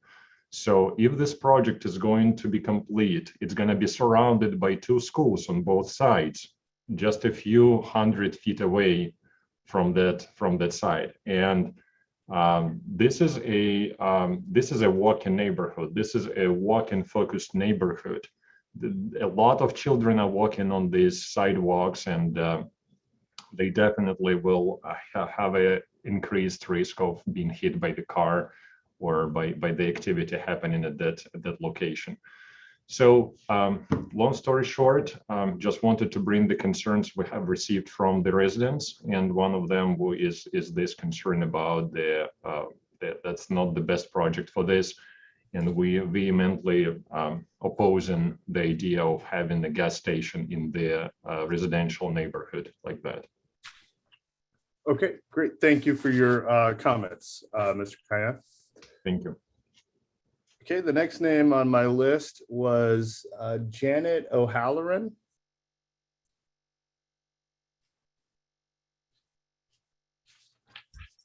This is Janet. Hi, thank you. Were you interested in testifying? Yes, I am. Thank you for the opportunity. Okay, I'm going to swear you in. Do you swear or affirm to tell the truth in the testimony you give here today? Yes, I do. And could you spell your name for the audio? My name is Janet, Janet O'Halloran, O'Halloran.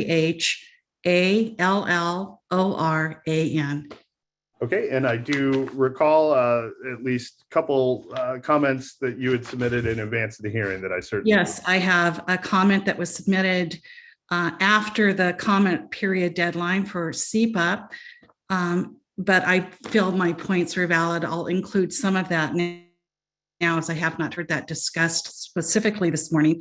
And then I've included comments directly related to the conditional use permit.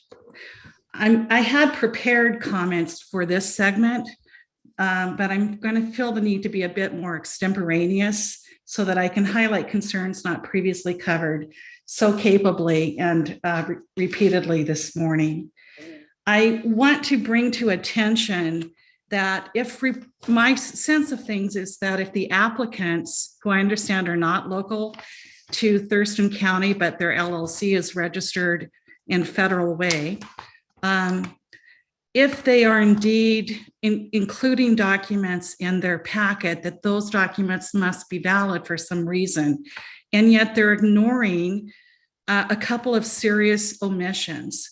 One is that this morning, there was a gentleman named Aaron Van Aken from Heath Associates, who apparently prepared a traffic engineering report. Exhibit 16 of Heath and Associates land use and trip generation report had a serious error. In figure 4, capture area 7 of that report on page 4, he stated in his analysis that there was only one gas station and mart north of Interstate 5 that services this area. Mr. Heath apparently missed the ARCO on Hawks Prairie, or he said the only one in this area was the one on Hawks Prairie and Marvin, the ARCO. Missing from that report was the 7-Eleven Fuel and Mark on Britton Parkway and Marvin. I think that's a significant omission that may affect other traffic generation documents. The other report that has been included, so if it's included, I presume it must be important and it's being ignored, is the geotechnical engineering report. Yes, initially that was done under consideration of a daycare center.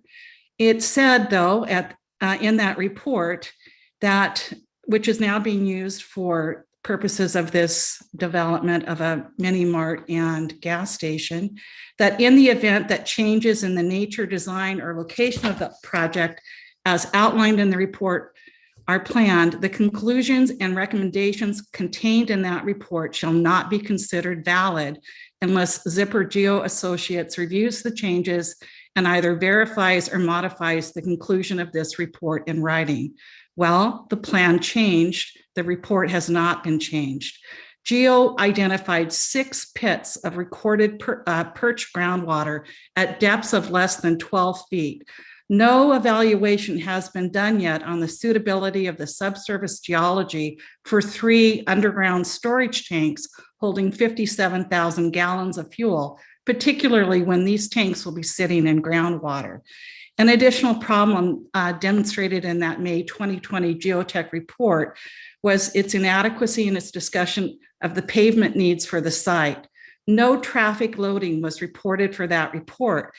They state that they have assumed relatively low traffic volumes consisting primarily of passenger cars and trucks with occasional small delivery trucks for light and heavy duty pavements. If the traffic routes are expected across that site could increase the estimated traffic loading, then that report should be notified so that they can reanalyze the pavement sections. I would think underground storage tanks and heavy fuel delivery trucks would be a significant change to that report. I also want to comment on a field trip that my husband and I took. I did not see, representing the city this morning, any representative of the Lacey City Parks, but I did review the Lacey 2017 Park and Recreation Comprehensive Plan, which values shaping our community together. A couple of Saturdays ago, it was a beautiful Saturday, my husband and I took a field trip, and we found and visited all 26 municipal parks from Avonlea to Lake Louise to Woodland. Some of those parks we were familiar with, some had not yet been developed. Some we enjoyed for the first time. All of those parks were pristine and inviting. Most were embedded in neighborhoods. There were pickleball courts and baseball diamonds, ponds, and grandparents resting on benches. With the exception of the undeveloped areas, all but one was being enjoyed by people of all ages and some pets. What else did we notice? Only one of those 26 parks, in fact, the only one that we had trouble finding, whether we access it through an alley or a dead-end street, was Brooks Park in Lacey. That one had a gas station nearby. But there's a reason why the other 25 parks don't, and I doubt that they will when they are developed. It's because it's impossible to design mitigate around picnic blankets, toddlers, and soccer balls. They're not compatible. There's a reason that that does not occur elsewhere in our community, and it's the reason why it should not occur in this one. And if I may, I'm hoping that Mr. McDonald is still present. I believe I see him there in the screen. I am not at all opposed to anybody that you're representing developing land that they own. I think, though, that successful partnerships between commercial and residential areas begin with a conversation about what's needed. That did not happen here. There is no local mandate, no petition for this type of gas station. Otherwise, if you don't have local buy-in, if you don't cater to our needs, and catering is your applicant's word, not mine, then your business isn't going to be sustainable. If you're not listening to us, you're not catering to us. I would hope that you convey to your clients that you're representing that a conversation might be the starting point rather than litigation or animosity. Nobody wants that kind of a relationship, but it's an opportunity for you and your clients to be collaborative with us. And that's what I'm hoping happens here. And if not, then I respectfully ask that the hearing examiner disapprove of this land use application. Great, thank you for your comments. Okay, the next name, excuse me, I see on my list here was the Stephen Rosenoff. Let's see if I don't believe I saw Stephen Rosenoff in my list here, though.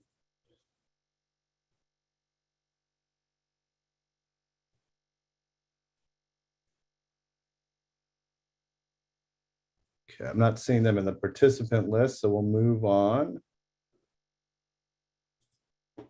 Jeff Browning would be the next name. Let's see.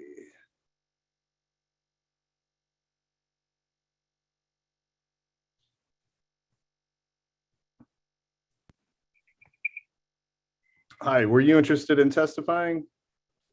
Yes, I am. Okay, do you swear or affirm to tell the truth in the testimony you give here today? I do.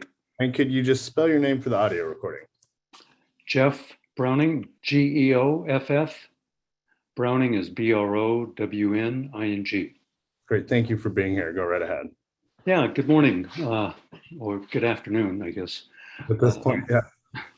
I'm a resident of Lacey here in the Meridian campus area. And I'm speaking not only on behalf of myself, but also on behalf of the more than 500 Lacey, Olympia, and other concerned citizens from around the country who signed this petition to deny a permit to build the Chevron station and convenience store. I submitted this petition because we are alarmed at this community's nonchalant march toward climate disaster. This is what we know. The Intergovernmental Panel on Climate Change calls this a code red for humanity. Heat waves like the one we experienced last summer will become more common and last longer with devastating consequences. The US Geological Survey maps predict that downtown Olympia will be flooded by rising seas in the coming decades. The glaciers around the world and right here in Washington are melting at a rate unparalleled in history. Climate change is occurring at a rate faster than even the scientists predicted. Lacey's very own urban forest management plan of September 2021 says that Lacey's tree canopy has decreased from 43 to 28% in less than 20 years. But that 28% figure is almost 2 years old. And since that time, we've seen development proceed like there's no tomorrow, including the bulldozing of 40 or more acres of carbon sink forest in the Hawks Prairie area. Indeed, the development proceeds like there's no tomorrow. And at this rate, I fear that this may be a self-fulfilling prophecy. Even the world's top diplomat, the UN Secretary General Antonio Guterres, says that investing in fossil fuels infrastructure is a moral and economic madness. Therefore, why are we continuing to build an infrastructure that only helps to perpetuate this downward spiral toward disaster and possible oblivion? Why are we continuing to put the lives of future generations of all species at risk? We must do our part to avert climate disaster. This is the all hands on deck emergency when we must all act to save the ship of this beautiful and bountiful planet.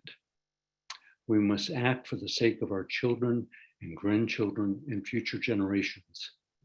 Changing our actions means that we must stop building the fossil fuel infrastructure that perpetuates this march toward climate disaster. I urge you to deny this proposal to build the Chevron station. Thank you very much. Thank you, Mr. Browning. The next name that I have on my list, sorry, and I'm trying to verify that folks are in the room as well, was James Hanley. I'm scrolling down. Not sure I see James Hanley here.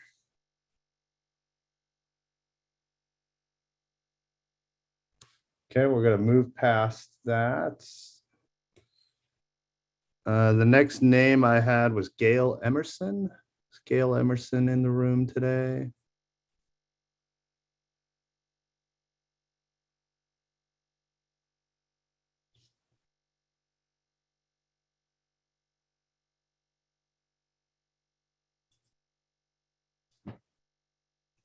Okay.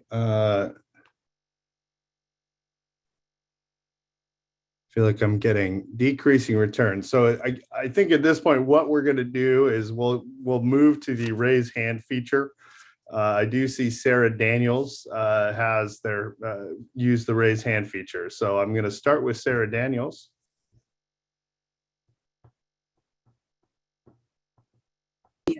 Yeah, that one. Can you hear me? I can hear you, and clearly you wanted to testify, so I'm going to swear you in. Do you swear or affirm to tell the truth in the testimony you give here today? I do. And can you spell your name for the audio recording? I can.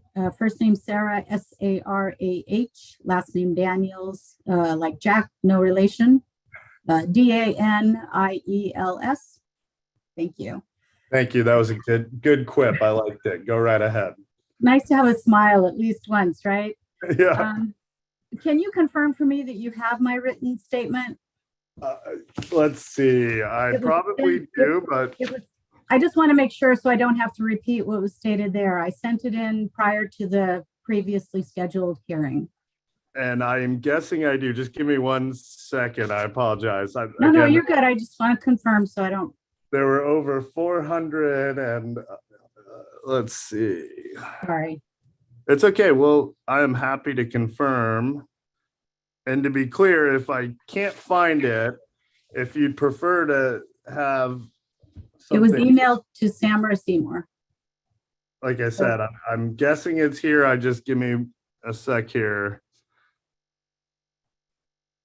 I'll look for it as well. I can do a keyword search to find which one it is. So just bear with me. I had the PDF version up, not the Word version, but I'll pull That's that my up. problem too. I should have, if I had put an Excel spreadsheet or something, I could have found names quicker. You might even recall it because I did mention that I am a member of the City of Lacey Parks Culture and Recreation Commission Board. I am a Parks Commissioner for the City of Lacey. I am not representing the Parks Board, but you might recall that if you remember my letter. If not, I'll send, well, I'm probably too late then. Well, no, I would have no issue allowing it if it was already sent in. I guess, do you remember when it was sent in? I emailed it to Samara Seymour the day before our previously scheduled. Yep. I asked for confirmation, but I assumed with the volume. I definitely remember your. I'll find it here. Just bear with me. If it was the day before, it was probably in the 40B section, I would imagine. Yeah. Apologies. Sorry, we got. No, I apologize too that you have to look for it, but. Yep, here it is. Well, then it makes me wonder then, Mr. Reeves, if you've read it. So. Hold on, give me a little bit of credit. There was. No. I'm sorry, not accusing, just wondering. Let's see. The comments received. I will admit, not memorable. It's well, that is not what I'm trying to convey either. Let me just say that if we can't find it, we will absolutely ensure that it is included in the record. Okay, Ms. Daniels, I apologize. We're over 2.5 hours in at this point. No, you're good. I'm not. I have no intent to be critical in any way. I'm more just wanting to confirm receipt and actually also just didn't want to repeat myself. So many people have spoken so eloquently this morning, but I do want to at least mention for those listening or, for whatever purpose it might serve, that for the past 4 years, I have served as a commissioner for the City of Lacey Parks, Culture, and Recreation Board. I am not representing the board today. I want to be clear about that. But as a Parks Board member, I believe I do have a genuinely informed sense of the City of Lacey's parks system. And when I look at the different levels of parks, someone mentioned earlier, someone from the city, I'm sorry, referred to this as a community park. And I want to be very clear that it's a neighborhood park. There are different levels of parks in the City of Lacey, and this is a neighborhood park, which by definition means that it is smaller. And I do believe, as other people have much more eloquently stated, is completely, the gas station component of this proposal is completely incompatible with this community. Coincidentally, I happen, as a Parks Board member, I also live here. I happen to live around the corner, so I'm intimately familiar. I live on Periwinkle Loop, which is immediately, it's the next block over. So I drive this area, constantly. And the issues that people have raised are legitimate, valid, and should be considered seriously. My question, actually, all I really want to ask, I don't need to take more time, is I'd like to know if a date has been set for when this will come before council, because since they are ultimately the decision makers, I want to be sure if a date has not been set. Can you just let us know, will all the people who have submitted our names as part of, being interested in this project, will we be notified when the city council meeting is going to take place? Because ultimately that's the place where I think we all need to show up and have our voices heard. But although I do appreciate this opportunity, I'm guessing there's a likelihood that this is going to go forward. And I want to be sure that we can get in front of the decision makers. Thank you. And Samra, you look like you were you going to verify that you found? Yeah, I did find the comments. I'm not sure which exhibit number are because they were in one of the later batches and I don't necessarily have a tag on them. So, but we do have them. They'll be in the record. So, okay. I don't need to resubmit. Thank you. I appreciate it. Yep. Great. Thank you. And then just again, we're not going to normally do a lot of back and forth here, but I don't need that. I just was wondering if a city council date had been set. Yep. Thank you, Ms. Daniels. I think I'm going to move past Ms. Daniels' question then for Ms. Seymour, had just on that immediate thought on, obviously once we get through all this, there's at least 7 folks that still want to speak. And then we'll hear from the applicant and the city in response. But in terms of if folks say need to leave or whatnot, how will all parties of record be notified of the council meeting when it occurs? That was my question for Samra. absolutely. Yes. All parties of record will be notified when you make your recommendation. I don't schedule things for the council until I have the recommendation in hand. So, but all parties of record will be noticed when it goes to council for their decision. But again, it's not a hearing at the council level. It's not a hearing, meaning it's closed record. So That's they're correct. relying on what is This part is of every this yes. record. This Okay. is the opportunity for the public to comment. This is the public hearing. Okay, that's important. Okay, Mhm. so we're going to keep moving then. And again,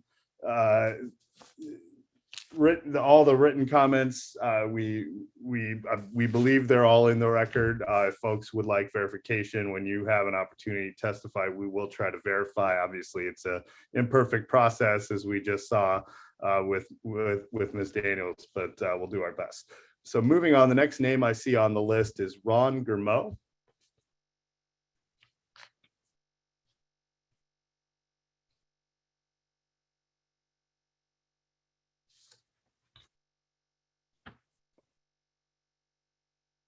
And Ron Germeau, are you there?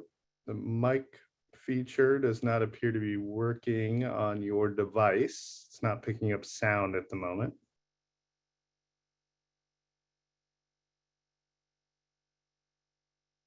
So Ron Germeau, looks like you're unmuted, but you might need to turn up your mic on your device.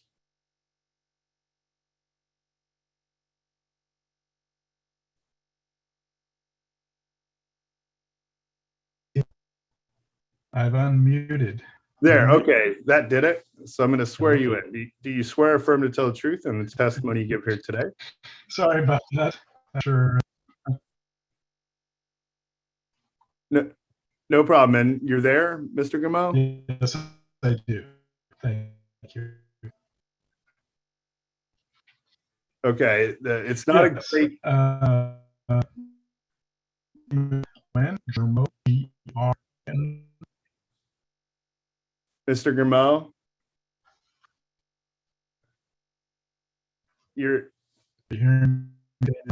your connection is not great. What I'm going to recommend, if hopefully you can at least hear me, if you log off and log back in, I will certainly allow you to speak a little bit later, but I think your connection is bad, and so let's. Okay. All right. We'll come back to you. Okay. Okay. So we'll come back to Mr. Germeau later. The next name is Nathan Pepin.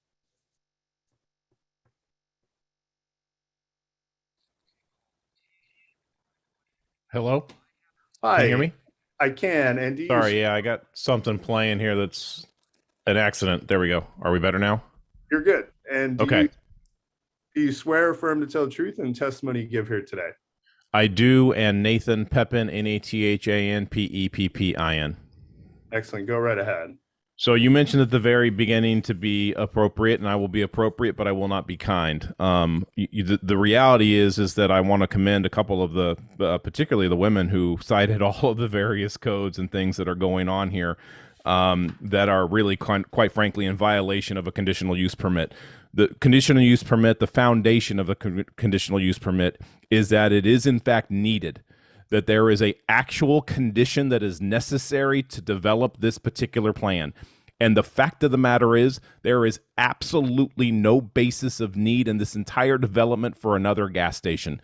Nobody in this community has a problem with the other components of this other than the changing of setbacks and the changing of parking requirements and the changing of multiple issues that are foundational in the planning.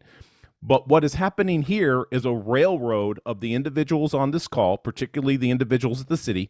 I want to call into question Ms. Seymour, who I have also commented on. No, I'm being appropriate. I get my say, sir. You do get your say, but there is no need, and let's be clear on the function of what this hearing is for. And the function is I ultimately am going to look at the criteria necessary for review of a conditional use permit. I'm going to make a recommendation to council, but this is not a forum to express your frustration with city staff. I don't work for the city.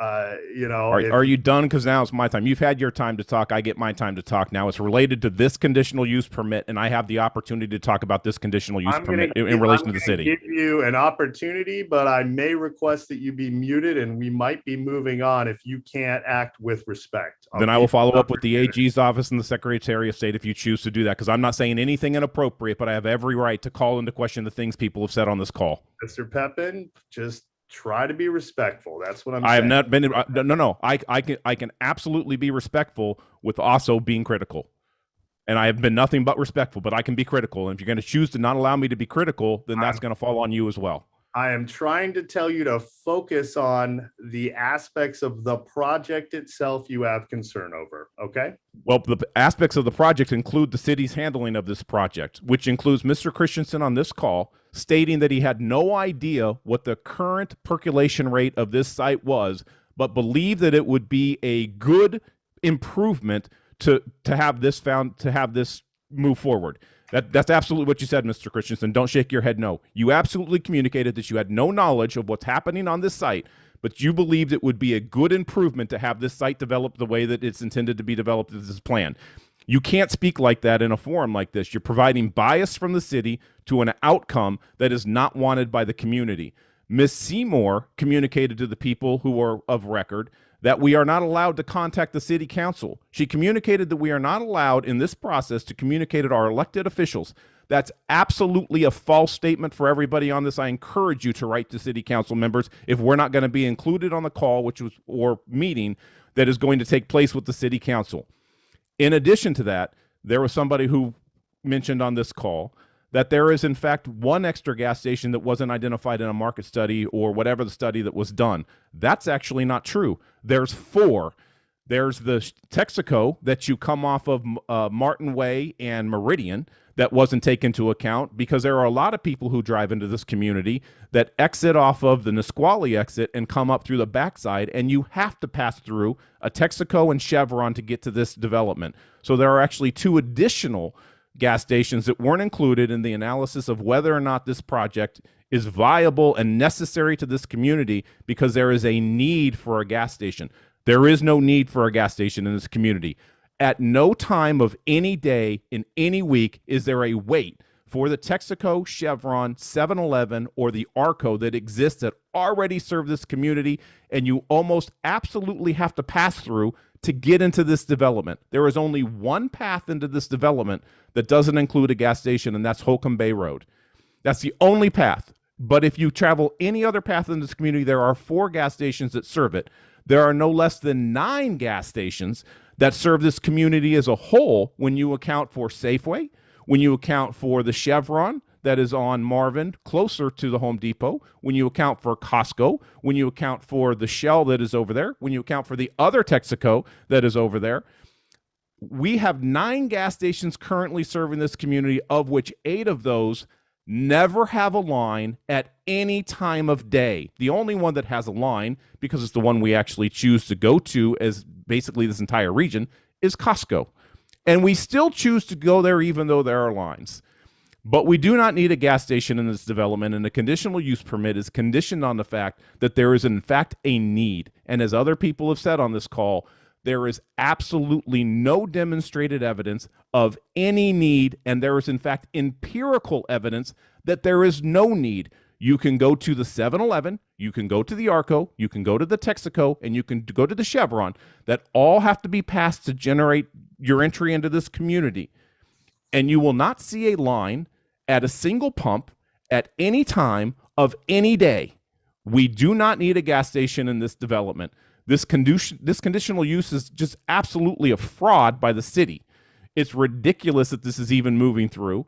The idea that there is any proof that there is a need, the idea that the city council themselves and the city staff themselves have biased this process in the way that they have is absolutely and utterly ridiculous. Y'all should be ashamed. You can sit there as smug as you want, Mr. Christensen, on this call.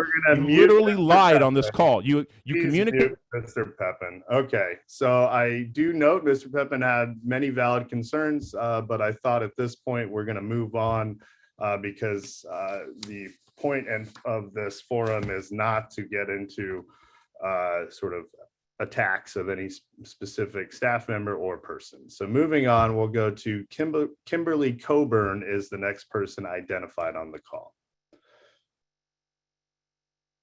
Hi, can you hear me? Hi, yeah, were you interested in testifying today? Sure. Okay, do you swear or affirm to tell the truth in the testimony you give here today? Yes. Okay, and could you spell your name? KIMBERLYCOBURN. Great, thank you for being here. Go right ahead. Yeah, thank you. So a concern I share, as well as I know many others share, are the negative health effects the gas station will pose on the surrounding residents.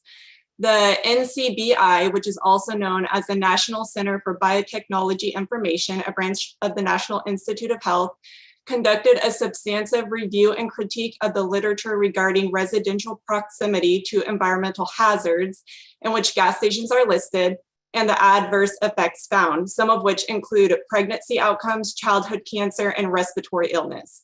The NCBI performed 94 studies that examined residential proximity to environmental hazards in relations to adverse health outcomes, including the ones listed above.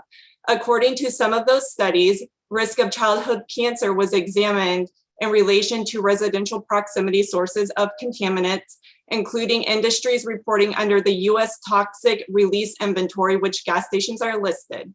The studies support, and I quote, an increased risk of childhood leukemia was found with residential addresses near gas stations, end quote. The NCBI also goes on to say that, and I quote, children whose mothers lived near industries covered under the toxic release inventory during pregnancy were more likely to have brain cancer, especially if the mother lived within 1 mile of a facility with carcinogen emissions, end quote. Other studies found that residential proximity to a gas station was associated with asthma hospitalizations. Now, these are just some of the adverse health effects that NCBI found in regards to living within a 1 mile proximity to a gas station. I would really encourage all parties of interest to research further into the subject, as there's a lot of information out there, so that they can fully understand the implications putting in a gas station will have on the surrounding community. The NCBI further goes on to say that the government should establish rules, permitting, and procedures to prevent these adverse outcomes. In order for a gas station to get approved through the conditional use permit process, the criteria this process states is that the alteration or variation has to be found to be reasonable to protect adjacent properties or the health or the general welfare of the community. This criteria is exactly what the NCBI is talking about when they say that the government should establish rules and procedures to protect the surrounding community from these adverse health outcomes. The NCBI stating facts through scientific methods proves that a gas station simply cannot be found reasonable to protect the health or general welfare of the community. So with this information, I ask that the examiner uphold the fact that this criteria cannot be met because there's no way to completely eliminate these adverse health effects and therefore not approve the gas station. Thank you. Great, thank you for your comments. The next name I have is Deborah Shaver.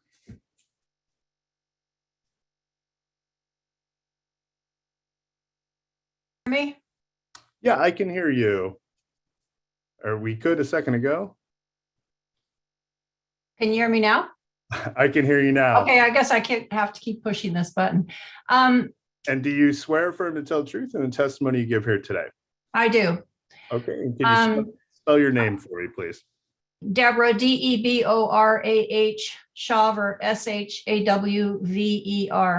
Thank you. Go right ahead. Yes. I concur with the many comments that I've heard today and many of the letters that I've read. I was particularly, so I'll try not to be redundant, although there's one thing I do want to be redundant about because I want to double emphasize it. And I'm amazed, I'm not a scientist, but I'm amazed that the SEPA checklist was based on a geotech report for a daycare center. Now, to me, there's a huge difference between a daycare center and a gas station. And I don't want that exhibit number 41A to disappear or go away. I'm sure you'll read it and regard it, but I can't understand how that could ever be slipped by and allowed because of all the reasons everyone today testifying has mentioned.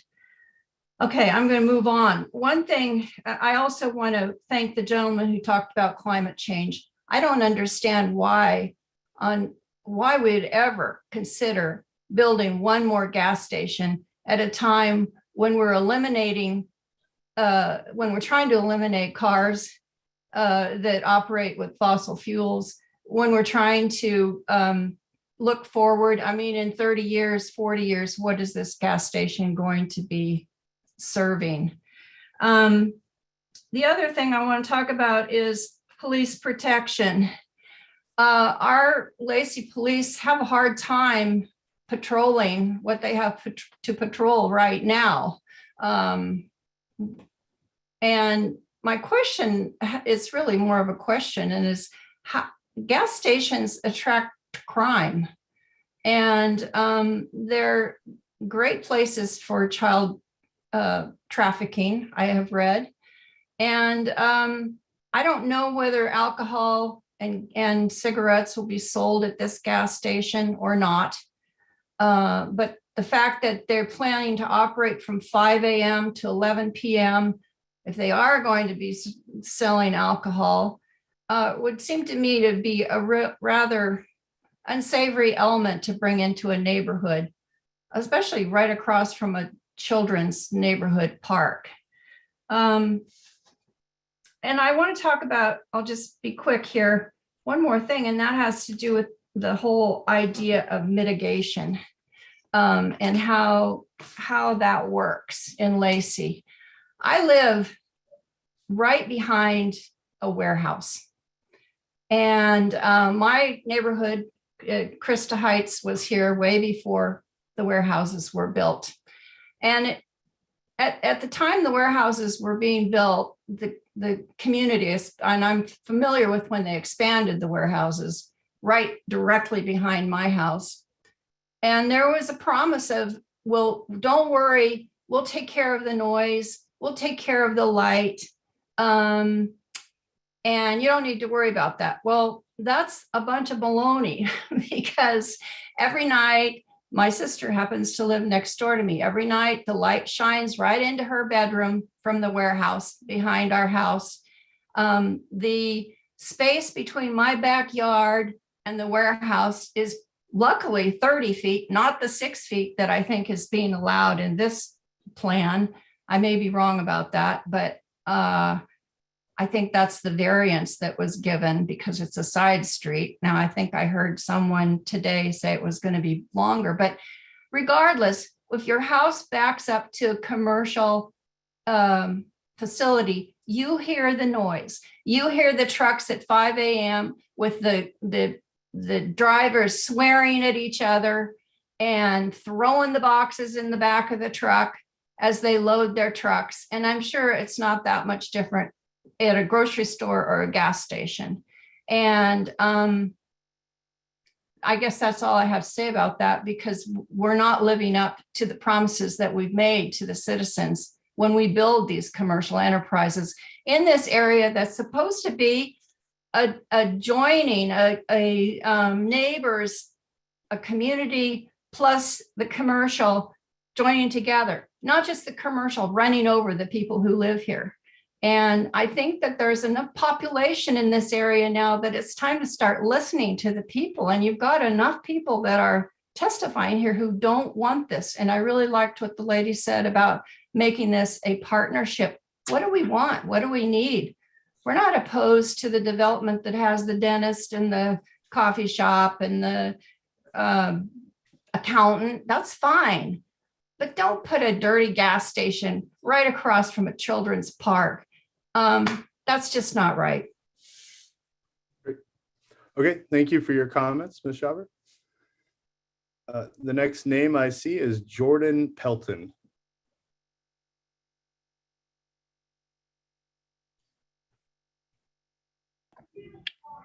Hello, this is actually Jordan's wife, Jill. And were you interested in testifying? Yes, I would like to. Thank you. Do you swear or affirm to tell the truth in the testimony you give here today? I do. And could you spell your name for the audio? Yes, it's Jill, Jill, and Pelton, Pelton. Great. Thank you for being here. Go ahead. Yeah, thank you so much. And thank you for everyone who's sat here for such a long time. I really appreciate you. I wanted to just get a quick chance to speak because I didn't get a chance to write in and provide any comments before. I just wanted to say, as more of a personal representative of me and my family, I'm a mom of 3 kids, the oldest of which is a student at Salish Middle School who does walk to school and back every single day. That's by her choice. She enjoys it immensely. It's a great walk for her. It's very safe currently. It's something that is really important to us that can continue safely. We've lived here for 8 years now and really enjoyed this community, this part of Lacey. It's really beautiful and has a lot to do within walking distance for a family. I think what stood out to me the most listening here this morning was that I obviously am a little bit concerned about the traffic that comes with a gas station on that corner, especially considering my daughter walking past that 2 times a day. And that I think that a gas station brings in considerably, I mean, I don't necessarily know if it brings in more, but definitely a different kind of traffic than a daycare center. So what stood out to me specifically is hearing that there has not been, or at least according to what I understand, that there has not been a updated traffic report provided since the proposal of a gas station coming from a daycare. And I would just say, as a community member here, that's concerning to me. And I think that at the very least, there should be a new traffic report done based on a gas station versus a daycare. And somebody else brought this up too, but there has been a lot of new development in this area very, very recently, including the new Amazon facility that's in the area. And I do think that that would bring a lot of traffic up to this area that isn't necessarily neighborhood traffic. It's people who don't necessarily live here, they just work here. And so as a neighborhood, we would be having to carry that. And then of course, what's been brought up already about how a gas station area does attract crime, homelessness, loitering, those kinds of things.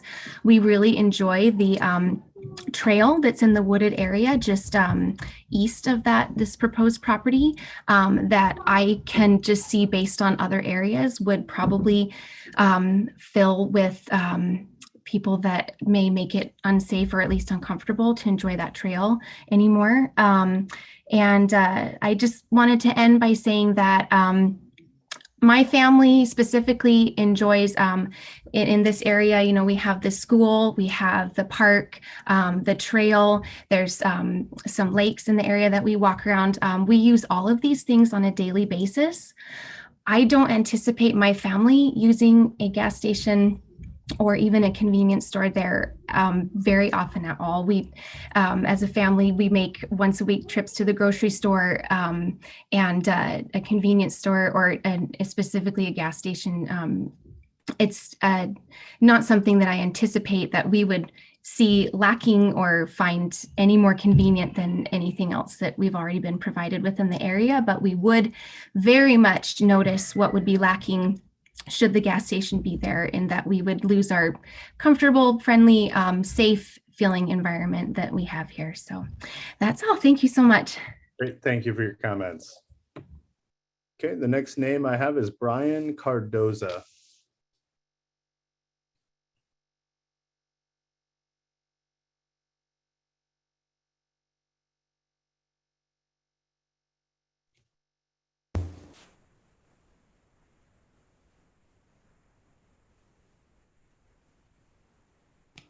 Looks to be unmuted, but nothing working on the mic.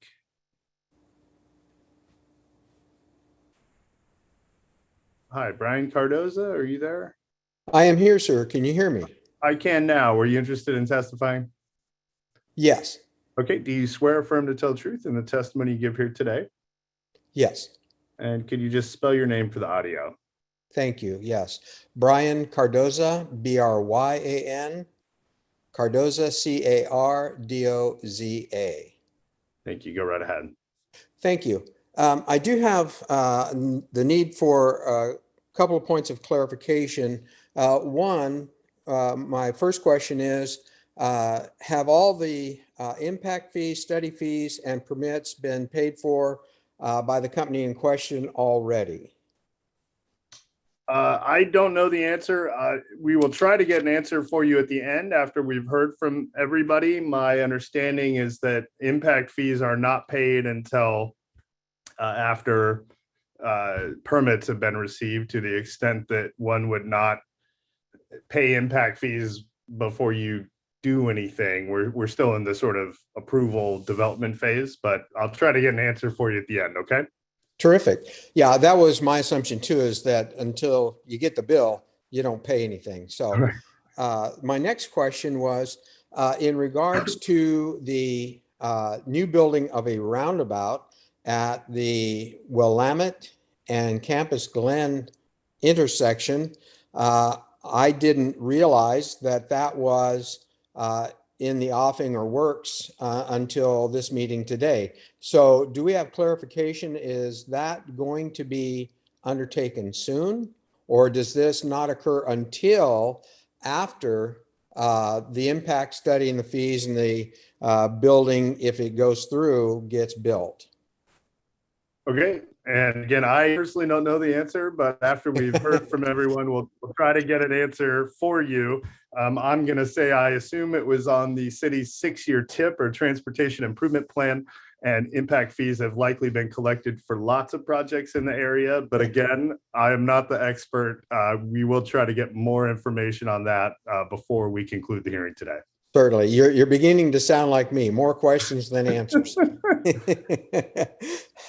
I did submit my letter also, and I know you have it, and it's been a part of that because I was emailed that it was a part of that.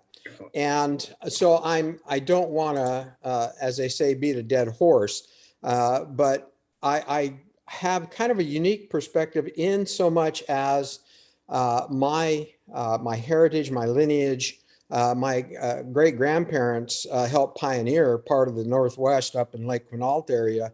So we purchased here. I was born in Olympia, graduated from Oak Harbor High School, and now after retirement, my wife and I settled here. And my wife is a true advocate. She works for the VA, and she helps homeless veterans. So we have a great understanding and work with a lot of this population. And a couple of years ago, the city council had proposed, and they had an open meeting about it, and putting homeless population up and down Willamette and some other areas. And we had vehemently opposed that, and they decided to go elsewhere with it. We can see that some similar things in fashion here with this new proposal of not only a gas station, but some other ancillary businesses, which would seem fine on the face of it. And what I'm struggling with, as many are, and actually I have to say I'm trying to temper my anger about it as well, trying to be reasonable. But how can anyone from this company determine, other than for the sake of money, and of course they're a capitalist company because that's why they're putting up a business, is to earn money and to earn our money. And I get that, but to put it up across the street from where you have children, pets, all kinds of activity, and as has been stated already, it's a walking place. It is a very comfortable place to be. It is a relatively secure place for the most part when we are traveling about, walking our pets and stuff like that, meeting and greeting our neighbors. It's quite a fun place to be. So we're struggling with the disruption of that peace in our community.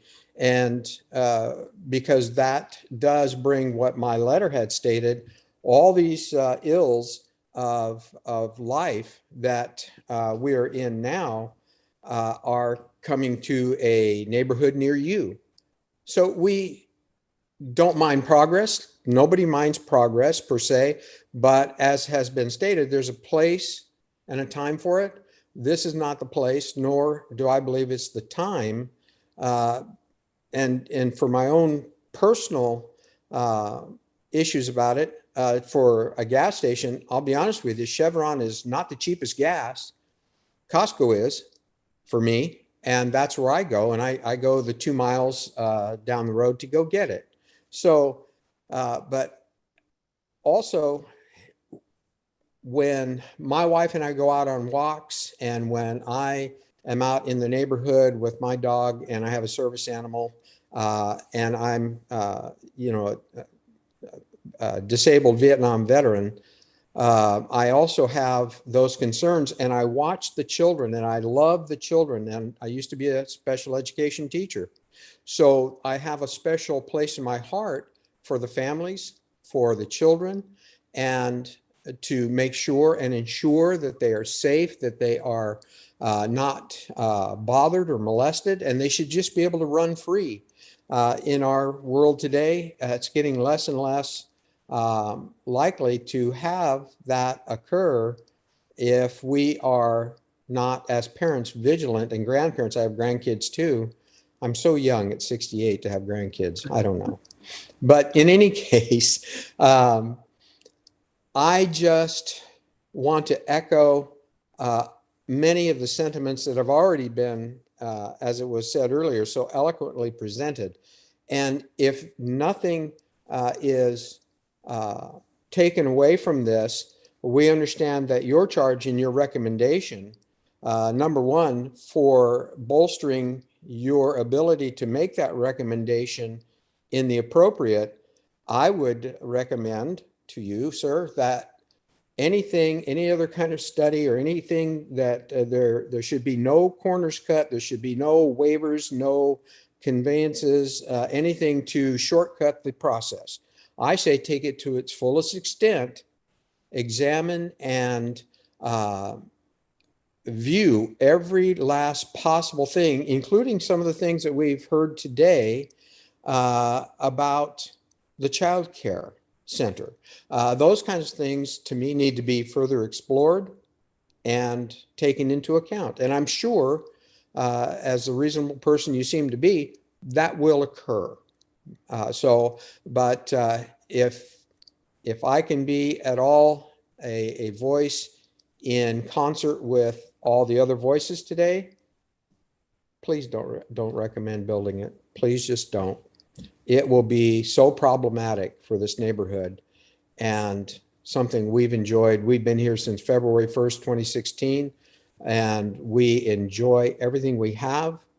And so having said all of that, coupled with all that has already been shared, I stand with all the others in the recommendation to not build, please. Great. Thank you for your thoughtful comments, Mr. Cardoza. Thank you, sir. I noted is right about 1 p.m. We had a short break earlier. I certainly could use a short break, but my intent would be, 10 minutes. We'll come back. We'll hear from the final members of the public that were interested in providing public testimony, and then we'll go back to the applicant and city staff to respond. But Ms. Seymour, does that make sense to you, sort of in terms of the timing here? Absolutely. Yep, that makes Okay, sense. so thank you everyone for your patience. Those that still want to speak, you'll have that opportunity, but Nature Calls will be back on the record at 1:10. Thank you.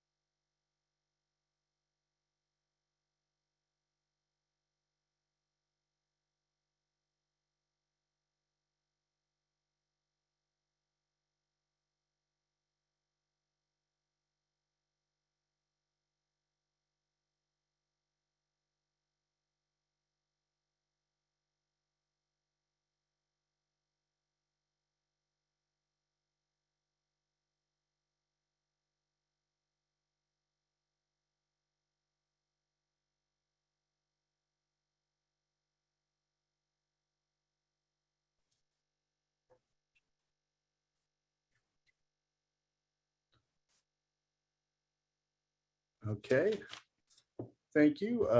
We are going to go back on the record again. This is number 20-310 related to the proposed convenience mart gas station proposal. And we have heard from, looks like 19 members of the public, and there are still a few folks with their hands raised. So we're going to move to them.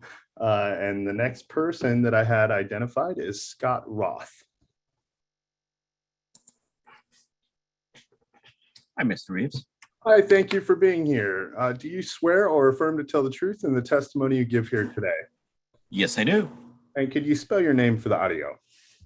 It's Scott Roth, SCOTT ROTH. Great, thank you. Go right ahead. Thank you, Mr. Reeves. My name is Scott Roth. I am with the VIS group, working with Eugene Cannon, who we heard from earlier. One of our communities, of course, is Meridian Campus, which this impacts. First, I'd certainly like to thank you for your time and graciousness today as we head into the afternoon already. But I essentially wanted to summarize some of the points here, as well as elaborate on a couple as well. First, I would certainly recognize that the city of Lacey in this proposal has a process it must follow. And it's a process designated by law, and they're following through on that process. However, I would question part of that process in relation to some of the city code that was brought up today, specifically that process or that code 1637070H2, which designates no gas stations or convenience stores located on an intersection corner. Also, the process and approval moving through to 1636020, and that a gas station or convenience store wouldn't be allowed if it's greater than 10,000 square feet. And I think you must include the gas station piece to this as part of that part. Mr. Roth? Yes. I apologize. You had a weird audio. I missed was it 1636020? Yes, 1636020 in reference to a site greater than 10,000 square feet. Got it. Okay, thank you. Thank you for clarifying and not missing that. Yeah. So I would question the city of Lacey as they move through this process, why city code was ignored. As we move through in this process, your position is to look at a recommendation to provide a conditional use permit, and as has been mentioned here today, whether that item is actually needed. And one would hope to look to the developer as to its need and the market survey done by the developer. And as Cheryl Richibuto mentioned, there is essentially 2 sentences in the market survey mentioning the gas station, but it doesn't mention that the gas station is needed only but for to keep the market survivable. And I would question whether it is the position of the city of Lacey to provide conditional uses to keep a business afloat. I don't believe that a conditional use is there to provide a way for a business to stay in business, but whether it meets the needs of the community, which hasn't been shown in the developer's own market survey. It's mentioned here many different times. There are similar businesses very close to that, and I certainly won't expand on that. As mentioned today by Ms. Samra, she said one of the important parts of the zoning in this project is to reduce traffic. And that's a very valid point. But the market study, if it's accurate, says they must use gas pumps to generate the need for the market. So if they're using gas pumps to generate a need, you're actually increasing traffic because it's the cars that need the gas. So those gas pumps are actually different than the actual needs of the zoning, which is to reduce traffic. So those gas pumps actually won't reduce traffic, but increase traffic, which is different than the zoning as stated as a need Ms. Samra.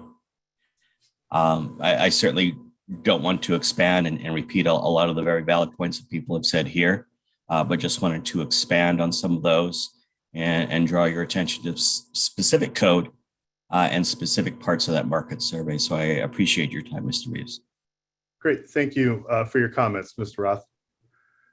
The next name I have is Maureen Bard. Hello, can you hear me?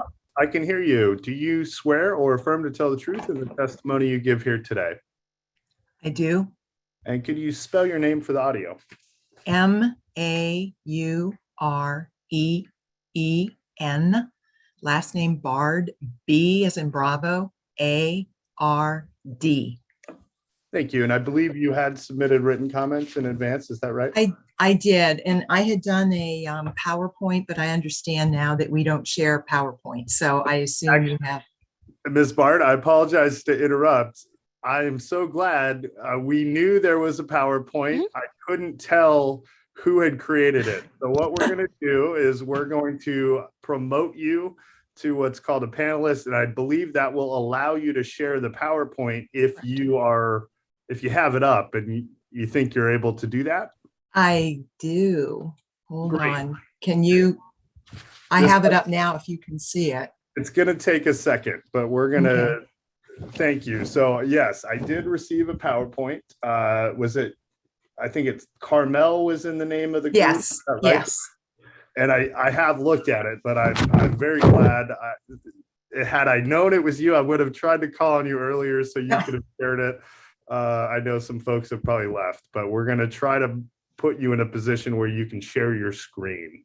Okay, so I have it up on my screen. I don't know if that's sharing it though. It's not sharing yet. Hold on one sec. We're going to try to sort the tech out.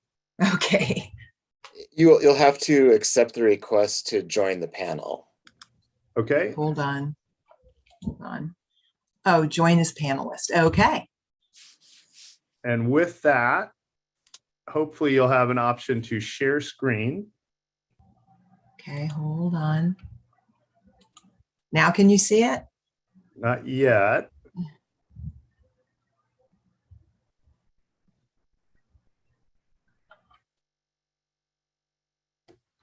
And you did click. Yeah, I joined as a panelist. Okay. Let's see. I do see you there. And then there should be, Samra, did you have advice here? I was just going to say, if you're joining from a desktop computer, there should be, it's usually a green share screen button with a little arrow at the very bottom of the window. Well, let's start over here. Share screen. Got it. Okay. Hey, there we go. I think it's working. Yep. There, yay. Excellent. All Thank right. you. Well, first of all, I'd like to thank you all for the opportunity to speak. And also, as you'll see some of the information on here, I'd like to thank Samra for providing the GIS information.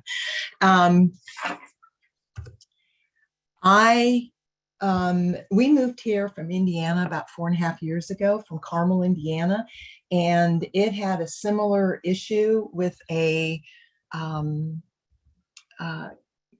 gas station convenience store going in, and they created the Carmel Healthy Neighborhood Alliance, whose goal was to enact a 500-foot health safety zone between new gas stations and homes and schools and so forth. And I encourage anybody to just Google the Alliance, because much of the research that I'm going to throw out here is there in the documentary form. And Ms. Bard, I apologize for interrupting. Yeah. The PowerPoint I received in advance of the hearing did not have what I'm looking at on the shared screen. There's like 3 gray boxes that are obscuring some of the PowerPoint. I'm wondering if maybe you have some windows open or no, okay. Can you just go to the next slide and let me see if it's still an issue? Oh, I know what it is. Yes, there we go. It was the live captioning thing from the hearing itself. Yeah. Is it better? I still see a couple. I'm wondering if there's a way you can try to move those or maybe X out of them somehow? No, it's coming up from the top of the screen and it's on your software. I think. Yeah. Those I are the don't- windows from the Zoom software that are over the Yeah. top of your screen. They're Yeah. over the top, so we can't move them. Well, I'll tell you what, let me just, the beauty of going last or close to last is so much of what I was going to talk about's already been said. So if I can just get a couple of the slides in and Perfect. we'll go from there. Can you see that one? I can. Okay, perfect. This is from the market analysis provided by Business Street, which was part of the exhibits. And I want to show this to start because my presentation is more of a spatial relationship kind of reason why I'm opposed to this.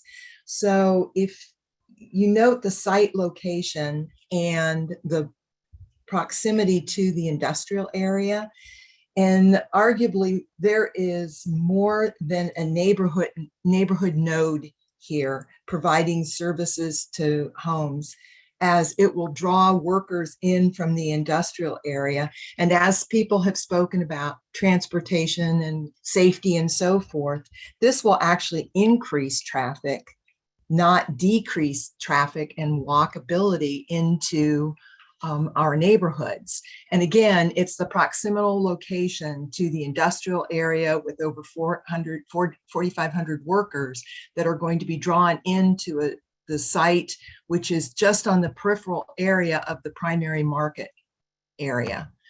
What I did was an analysis where I went 500 feet out from the proposed site, and there are 49 address points within this 500-foot buffer and another 240 address points within 1,000 feet of the proposed site. So just a visualization of the amount of residential property that will be influenced by, or affected, I should say, by this location. In addition, the site is 390 feet from a park which has the outdoor play structures and basketball courts. And I know that this has been discussed at length, but sometimes, it's the geographer in me that a picture is worth 1,000 words. So you can see the location in relationship to the park, where there are children's 5 by 12 ages of play structure and toddlers. In addition, what this doesn't show is that there's open concrete pads where people do Tai Chi, where there are mommy and me classes during the pandemic, where there are outdoor trails and outdoor dining pavilion and soccer field if you don't like a lot of rocks. But anyways, a highly used, multi-used, multi-purpose used park. In addition, the proposed site is 0.36 miles from the school. And there has been some research that safe distances for kids to convenience stores with tobacco and so forth is they don't go by mileage or foot or linear traffic, they go by travel time. So my husband and I walked it, and it's a 6-minute walk from the school to the proposed site.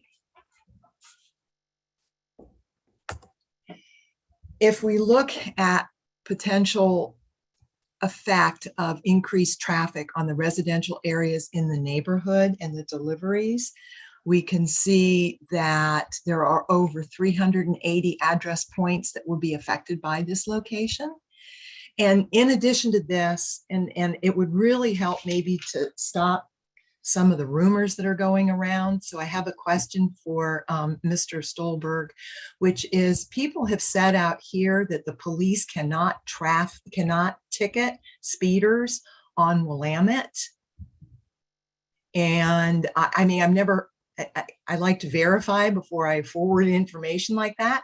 But if that's the case, and we've got all of this traffic coming in, and the police can't ticket it because of some code or some original land covenant. I don't know, but it concerns me if we're going to increase traffic and we're going to, in addition to that, not be able to control the speed of that traffic. I had some final thoughts that I just want to summarize up, which is, given the site location on the peripheral area of a residential neighborhood that is adjacent to warehousing district with over 4,500 workers, who does the site serve? The second one is more discussion of the actual retail land use and the impact that it will have, because when you look at residential retail, it can include dry cleaners, food and liquor stores, laundromats, tobacco sales. And once again, you're within less than a 10-minute walk from a middle school, and the impact that that might have.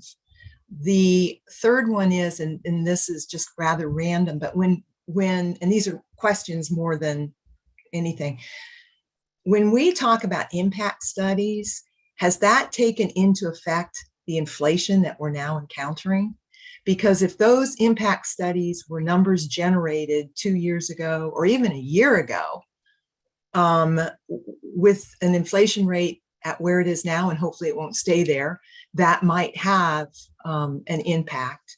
And then last but not least is just the analysis of crime. There are similar establishments, and I wonder if there has been any cross comparison with other similar establishments as to police calls, how many times they've been called, what kind of reasons were they called. And then last but not least, because I'm new to the area, and this isn't just a general question, which is, in this process, are there background checks done on the principals as it pertains to financial viability? And also any kind of criminal background checks that would potentially be of concern?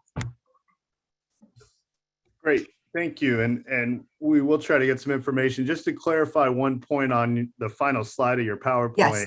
When you write what retail, I assume that is in reference to the additional 1,000 square feet? Yes, yes, it is, sir.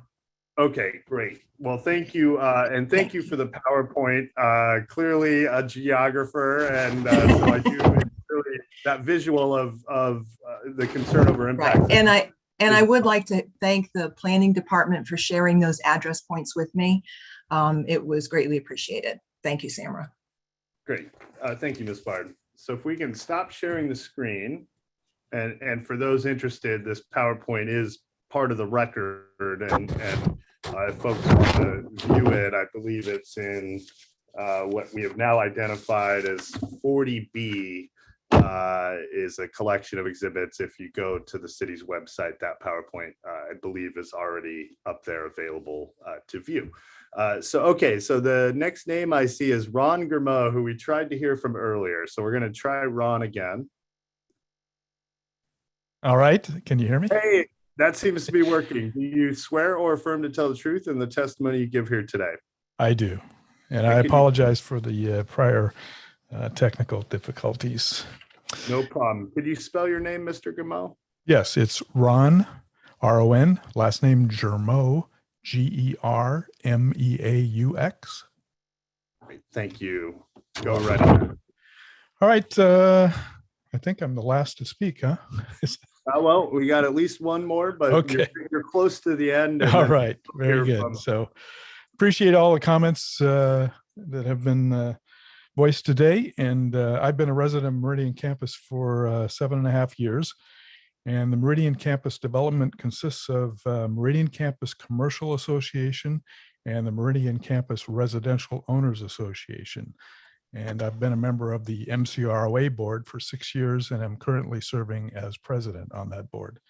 The MCROA represents some 1,700 plus homeowners, and we also contribute over 50% of the commercial association's total budget.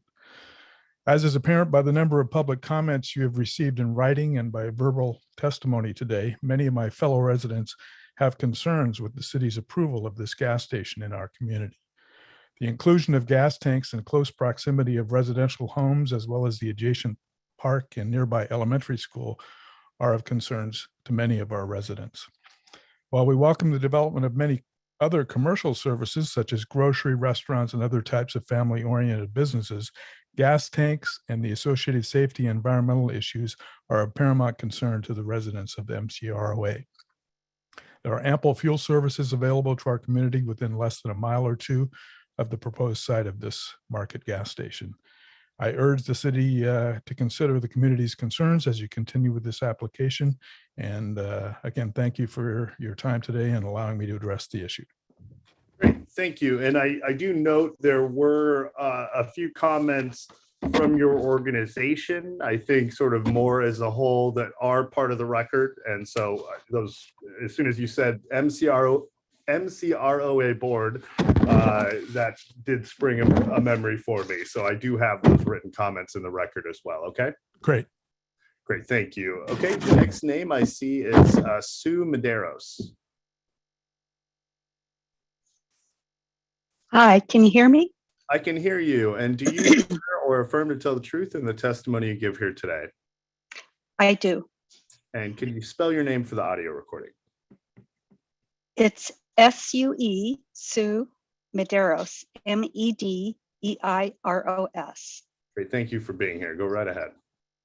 I'm a resident of Northeast Lacey, and one thing that stands out to me is that some of these decisions are having to be made based on the Meridian campus plan, if I understand this correctly, which is 42 years old. I don't know about the rest of you, but most of the plans I made when I was 31 have been honed and perfected to something entirely different now that I'm 73. This is 2022, not 1982, the last millennium, as I point out. Lacey's changed a lot in those years. And it's continuing. Just one tiny example, gas stations in this area are unneeded and hopefully will be completely obsolete within 5 years. I wanted to thank Samra especially for keeping this all informed about this process, and to you, Mr. Reeves, for listening to our concerns. I hope these public records are going to be available. The comments that my neighbors have made are unbelievable and just give me a new hope, a lot of hope for the future. Thank you. Great. Thank you for your comments, Ms. Medeiros. Okay, I have a Christopher. I'm going to go with Valco. I'm sure I messed that up, but we'll find out. It is Valcho. Valcho. Okay, I'm going to swear you in. Do you swear or affirm to tell the truth in the testimony you give here today? I do. Thank you. And could you just spell your name for the audio recording? I can. I go by Chris, C-H-R-I-S, last name V as in Victor, A-L-C-H-O. Great. Thank you. Go right ahead, sir. Why, sure. About a year ago, I attended a North Thurston Public School board meeting. I believe that was in May, perhaps April. It would have been the third week in April. I received a confirmation letter from the assistant superintendent, Monty Sabin. I feel it's fair to let you know I am an employee of the school district. I work at Salish Elementary, and I've been an employee, let's see, for almost 3 years now. Informally, I had been talking to teachers there over the last year, and only a couple of them were aware that there was a proposal before city to locate a gas station there. I'd also talked to the assistant principal at the time, and she was not aware. And when I attended the board meeting, many of the board members expressed surprise that this project was going forward. It is atypical for management there at North Thurston Public Schools, specifically the assistant superintendent, who is Monty Sabin, S-A-B-I-N. I know that Samra knows of him and perhaps has spoken to him. Is that correct? I'm familiar, I believe, with the name, but we'll try to get a response after we've heard from everybody. But please continue. Yeah. Good.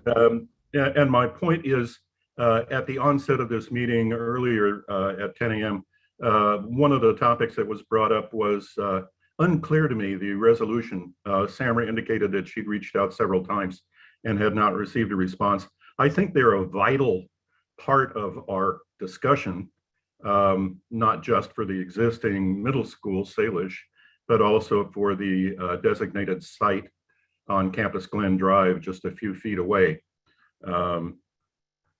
In that, I think we need to continue to pursue, if necessary, get in the car and do a face-to-face with Monty. I know Monty. I've worked in that building, and I hate to put him in the position of assuming what his response will be, but he is very approachable, and I would recommend that we get a positive commitment today that we will continue to pursue this and either get a response of some kind that they have acknowledged. My understanding was that the city and North Thurston Public School Board have a formalized process whereby development plans from the city of Lacey are automatically channeled to the school board. Samra, I don't know if that's correct information on my part or not. In any case, this needs to be pursued, I believe. Many people have mentioned that they have children who walk in the area and that they have safety concerns for their kids. I have a daughter who walks past that area every day. And as an employee at the school, I get to see her at the end of the day, and it is a relief to me that she makes it to school. The lighted crosswalk, the warning crosswalk on Willamette is a lifesaver, literally. I also want to make sure, so if you can provide me with a commitment that you will follow through on that and get a yay or nay from the assistant superintendent or Dr. Deb Clemens. Second, I can testify firsthand to being one of those kids who went to one of these convenience stores. I knew it was wrong and I went anyway when I was 13. I got hit by a car who was blinded by the sun, and I know that there are several weeks, 2 times of the year, when the sun sets directly in your face when you're traveling westbound on Campus Glen Drive toward Willamette. In my case, the driver was blinded by the sun, and I got broadsided at about 45 miles an hour. People don't pay any attention to speed limits. These kids are at risk. We have a moral responsibility, if not in print, to make sure that we've considered every possibility for limiting damage, for understanding it. And the city has they have our hopes in trust. It's a large responsibility, and it cannot be limited by strictly rules and regulations and current interpretations. Lastly, I used to be a realtor in the area, and I had access to one of the people that were on the original development team for this area. Never in their wildest dreams did they imagine that this area was going to receive the amount of development and traffic that it has currently. If you wish, contact me offline and I will give you the name of the person that I was working with at the time, if she's still available, and she can expand on that. I also have all the original records. That site was originally designed for a coffee shop, not for a gas station, not for higher use, not for higher traffic. So yes, the times have changed. You received a great deal of very eloquent testimony, much of it detailed, much of it impassioned. I thank all of you for listening. Thank you for the opportunity to speak. I hope you recommend against this. But again, if you include North Thurston Public School Board and North Thurston Public School Superintendent in this discussion, I think you will find that to be of value in this discussion as well. Thank you. Great, thank you for your comments, Mr. Balcho. We'll try to get some additional information at the end after we've heard from everybody. And that was the last person that had their hand raised. I do see we have one phone call-in person. There's a number identified but ending in 417. Because they can't use the raise hand feature, I just want to make sure if that person is interested in testifying, they have an opportunity. So if you're the person whose number ends in 417, you can hit *6 on your phone, and we have allowed you to talk. You're not required to testify, but I wanted to make sure I didn't miss you just in case. So again, this is a number ending in 417. Who is called in as opposed to computered in to the meeting.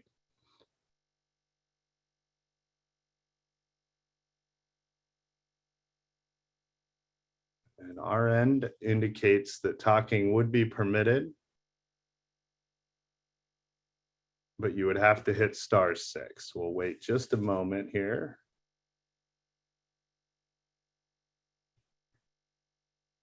Okay. It does not appear that the person whose number ends in 417 wanted to testify, so we're going to move on. Two other folks have now raised their hand. The next name I have is Chris McAnally. Can you hear me? I can hear you. And do you swear or affirm to tell the truth in the testimony you give here today? RISMZ, capital ANNALLY. Firstly, I am requesting that it become part of the record how many people from the community have joined this call, this video. So if it could be recorded how many people were originally in attendance, just to show, the strong community support. And next, I know that for you all, it's another project, and I appreciate it's a long time for you to listen to all of us drag on. I lived on for 13 years. So I just live on the other side of the trail. And I have long been concerned about how fast people drive onto Willamette and then on to Campus Glen. Usually it's between 35 to 50 miles an hour. I have had people pass me going down Campus Glen when I was going 25. With kids walking down there, the potential for an accident is just right. My house on Campus Glen is going to be a grade school, which is just going to compound how many children you're going to have walking on those streets. Because the houses are small, the yards are small, that park is so utilized, you can't believe it. There are so many families down there. Somebody talked earlier today about there's not a crosswalk going across from Campus Glen over to the park right by London Loop, because then people will be more aware of crossing, which is just a ludicrous statement to me. I have never understood why we don't have a better crossing for those kids closer to that park. I watch kids, going up and down there. I walk my dog through that park every day. I saw 3 deer this morning, which I haven't seen for like a year. My other thing I wanted to bring up is there's a bill, I believe that Inslee signed, that states by the year 2030, cars that are sold, purchased, or registered in this state must be electric. So the fact that this is even being proposed is really baffling to me. The fact that it is so incompatible with the needs, the wants, the desires of this community. There is no buy-in from any of us. We've rallied on the street corner. We have joined this meeting. We have written, we have called. The abundance of our emotion and our logic and our work into showing you that we don't want it hopefully has made it abundantly clear that please, please, please don't allow it. To me, this is thinking that goes back to the 70s of when they used to put gas stations right by homes.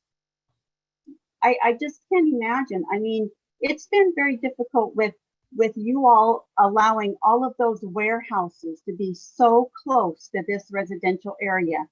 15 years ago, when I moved here, this was such an idyllic area, and it has been deforested. It has been overrun by warehouses, and now you're proposing to build something that is going to draw employees leaving there to run into a gas station, get gas, and get a pop and get something unhealthy to eat. And part of what I read talked about this was going to, you're looking for something to propose healthy lifestyles.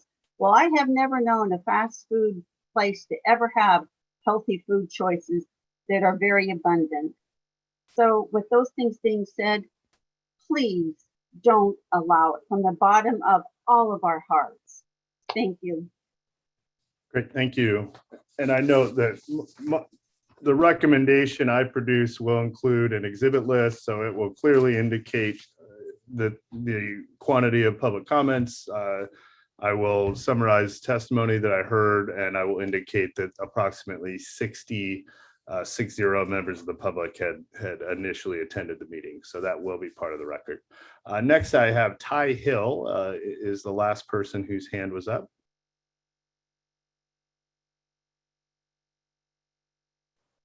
Can you hear me? I can hear you. And do you swear or affirm to tell the truth in the testimony you give here today? I do. And can you just spell your name for the audio, please? First name's Ty, T-Y. Last name's Hill, H-I-L-L. Great, thank you. Go right ahead.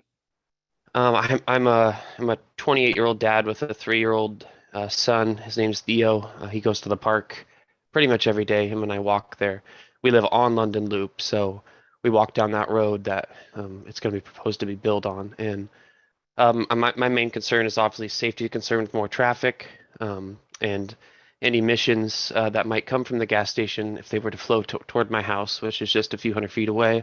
My wife has a 6-month-old son also that we have at home, so concerns there. And then there was a guy on earlier, I didn't catch his name, but he was pretty heated, called out Samra, called out Doug, and although he was heated, I agree with this sentiment of the need is not a need.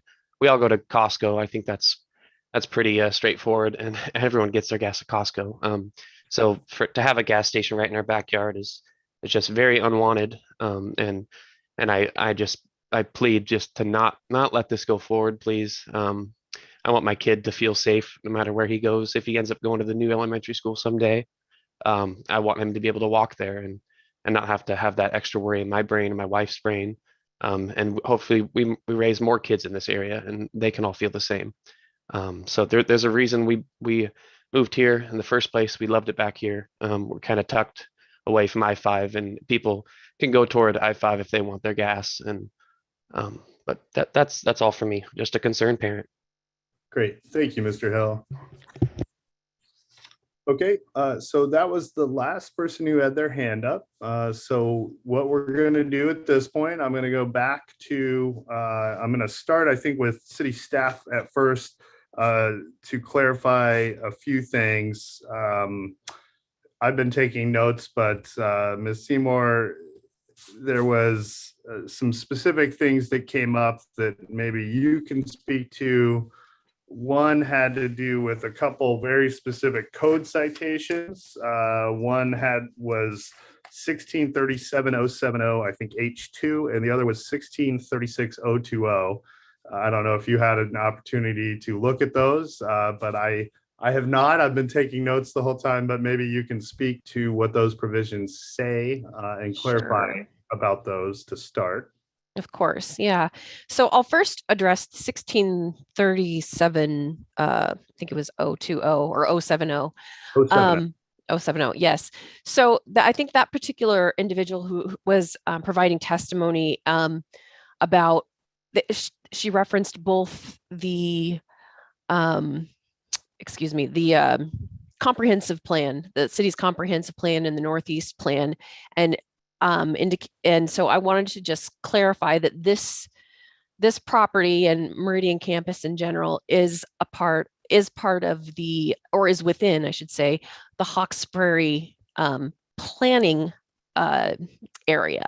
And that is the city of Lacey has, in our comprehensive land use plan, we've broken up all of the city and the urban growth area into different planning areas. We've got the Hawkesbury planning area, the Pleasant Glade planning area, Meadows, Central, Horizon Point. So a number of planning areas. And then in our comprehensive plan, we write goals and policies for those specific areas. And so while this is in the Hawkesbury planning area as under the comprehensive plan, 1637, LMC 1637 is actually a zoning code. And that refers to the Hawkesbury Business District. And that is a very specific zoning district. It is different than the neighborhood commercial district. And 1637 070 does have restrictions on gas stations on corners. Excuse me. And so that provision applies to that zoning district. That provision is not applicable to the neighborhood commercial zone. So just it's really easy, I can understand, to conflate those two things, but they are two separate things: the Hawkesbury planning area and the Hawkesbury business district zoning. So that is the distinction on that. And I believe the second question about 1636-020 under permitted uses says the following uses are permitted in the neighborhood commercial zone provided the use occupies no more than 10,000 square feet of space and meets design review standards, etc. So that 10,000 square feet is then again reiterated, and I talked about this earlier in sort of my summarization of the staff report. Let's see here. Oops, I scrolled right past it. Yes. So it has to do with size of buildings, maximum gross floor area of building for single uses. So it's saying that no individual use can exceed 10,000 square feet. So, and then no building that has multiple uses can exceed 40,000 square feet. So that 10,000 square feet refers to, from the permitted use section, is reiterated by the building size specifications in 1636-050. Okay. Was there any other specific sections? Those were the specific code sections that had been referenced in testimony. I'm looking through my notes in terms of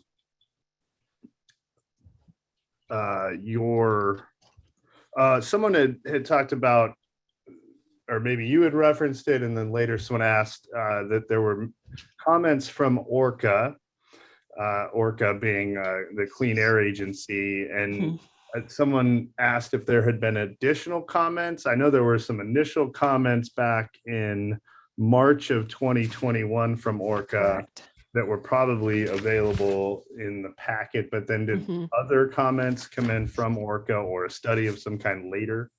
No, those are the only comments we received. And in the exhibit list, let's see here. Which one is it? ORCA 34. Yeah, exhibit number 29 is our agency routing sheet. And in that you can see all of the agencies that this project was routed to. And so a number of the agencies that we route projects to when they are subject to SEPA are, obviously we route them, and those agencies are encouraged and have the ability to comment on projects. A lot of times these outside agencies have their own permitting processes for their own permits that they regulate, and that aren't necessarily something that's within the city of Lacey's jurisdiction or purview to regulate. And so those ORCA comments that stipulate, the types of vapor recovery systems, that's not something that we have the ability to regulate within the city of Lacey's municipal code. So those comments from ORCA are kind of they're more of like a notification to the applicant that, hey, this is a permit that you're going to be required. These are some additional regulations and requirements that you're going to have to apply through and get permission, approval through us to do that. Which is why I didn't include those in conditions of approval, because the city doesn't have a mechanism for enforcing that or requiring that.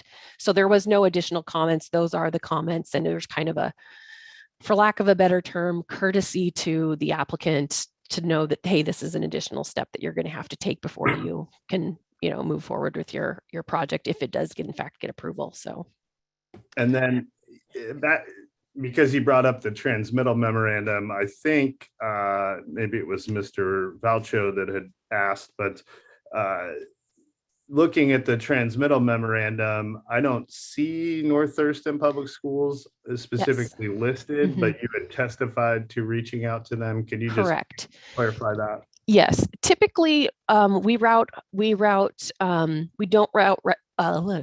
do not route commercial projects to the school district. Typically we route residential projects to the school district because we collect school impact fees based on the number of units that are being proposed or the number of households we anticipate in a project.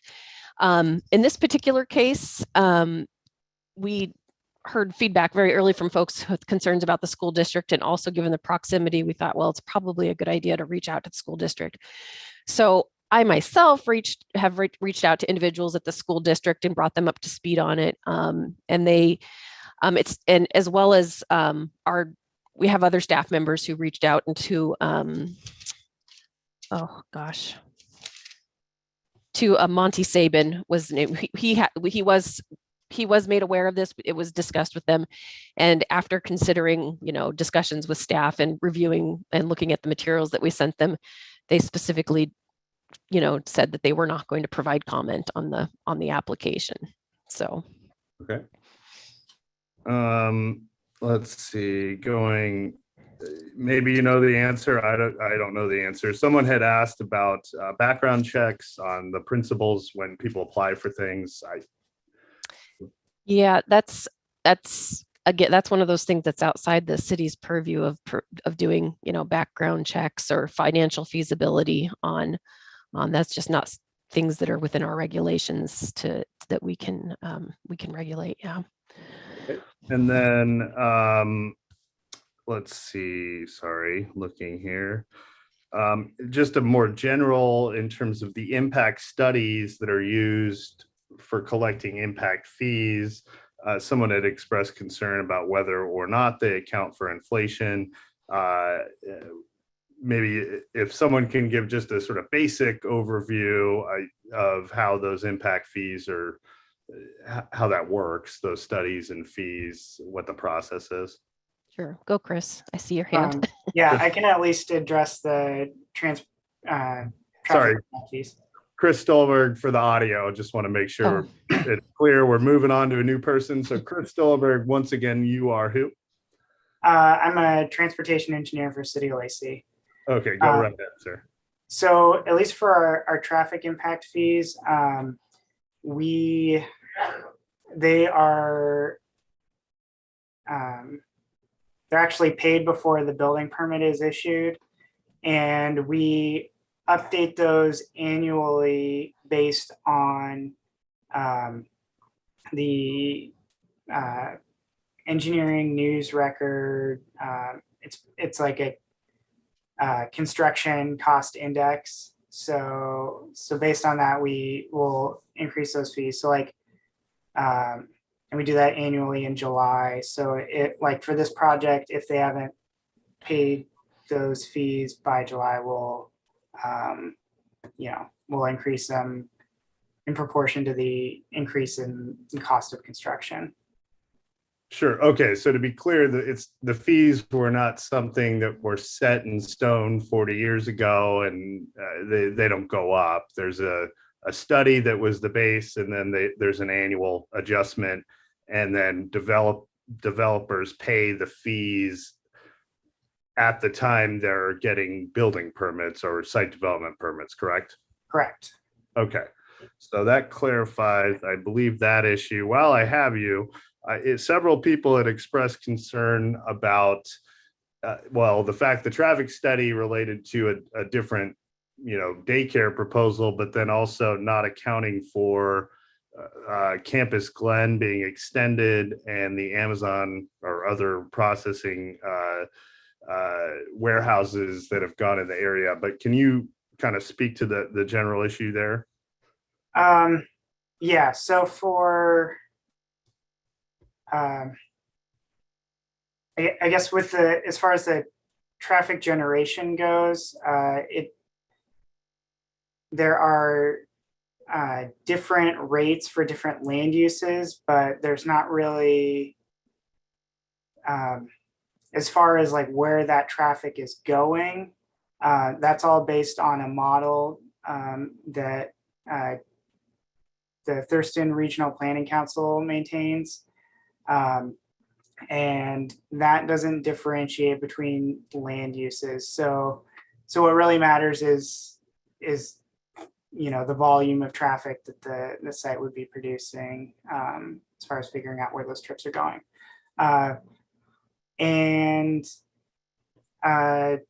Let's see, for Campus Glen, that extension was not in our model that was used for the traffic study. Let's see. I'm sorry, what was? Well, so that was the concern I think folks had. Part of the concern was Campus Glen's extension was sort of not included. In your opinion, that there's no impact there, or it wouldn't matter? I guess I'm trying to just get some detail fleshed out on that particular issue. Yeah. Let me see here.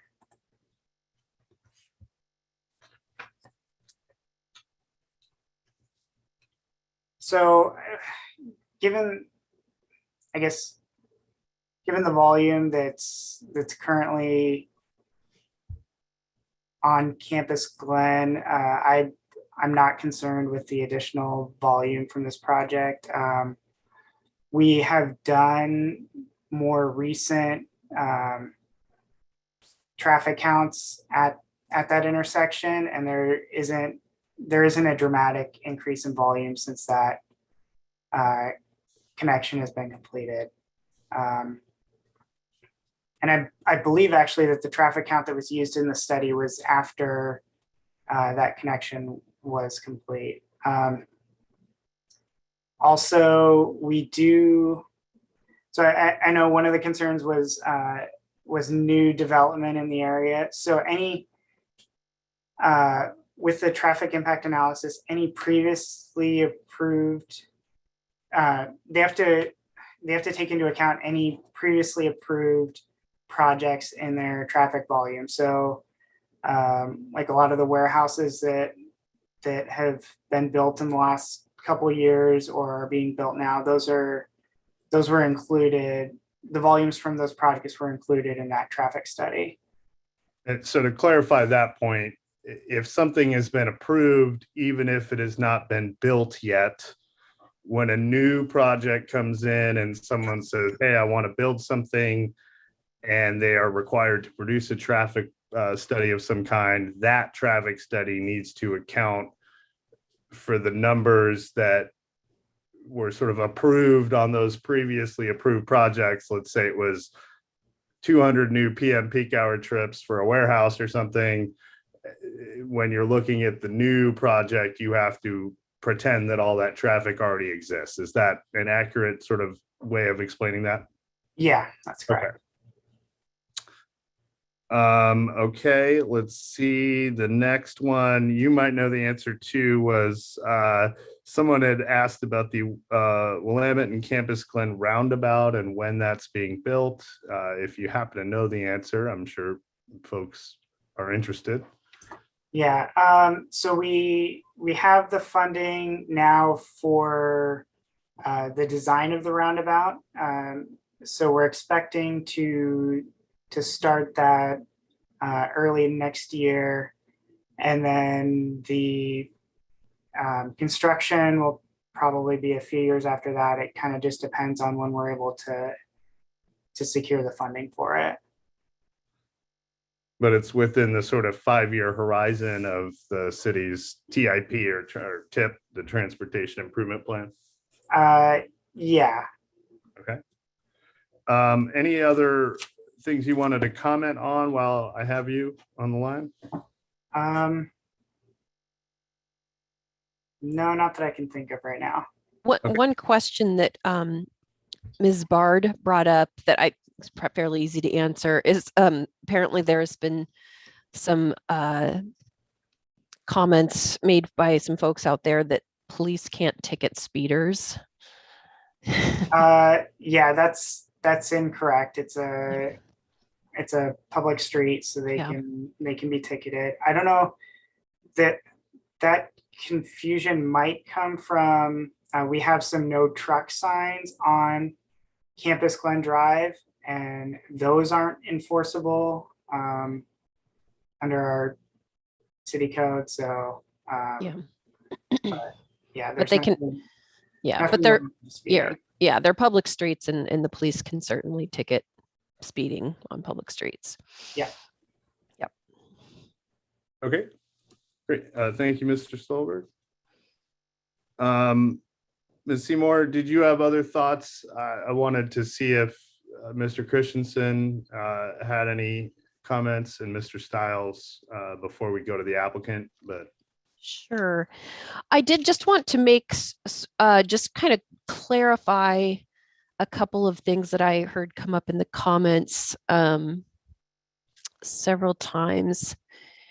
Bear with me just a second.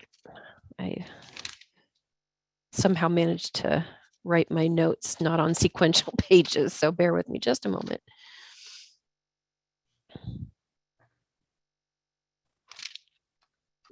I understand I'm on caffeine beverage number 2. Let's see, here we had. Okay, well, okay. One thing I did want to clarify, and this is more of a clarification for folks of the process. So this, this hearing that we're having in this review process is for land use approval. It is by no means a holistic approval of everything having to do with the project. After the project receives its land use approval, it still has to go and get its civil drawing approval, construction drawing approval through our public works department. So things like additional or more refined stormwater plans, geotechnical analysis.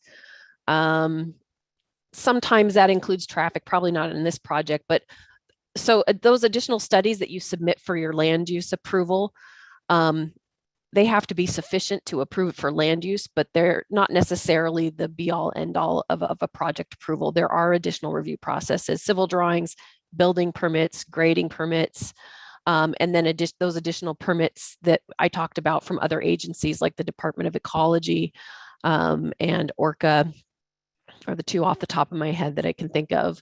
So I just wanted to clarify that as well, is that, there will be additional review of kind of more of the technical analysis of the project as it relates to construction and engineering as well. Right, and to be clear, my sort of role with this hearing is this the type of use, the stress being on use, that would be appropriate or not? And to be clear to everybody, I have not made up my mind in any way, shape, or form. Right now, I'm in the information gathering portion of the process, and then I will, consider everything I've heard today, re-review everything I've already reviewed, all the new information that's come in before I make a recommendation. But again, I'm not looking at, the very specific detail. A, I'm not an engineer, I'm an attorney, but B, I'm looking more at the use and whether or not it's appropriate. Is that an accurate assessment of things, Ms. Seymour? Yes, okay. Correct. Yep. And then just the last thing I wanted to mention at this point is many of the impacts or the potential impacts that I heard folks commenting on, or that I read in the comments that we've received, were identified as impacts from a gas station. And I want to reiterate that this site is zoned commercial, and it has been zoned commercial since 2003.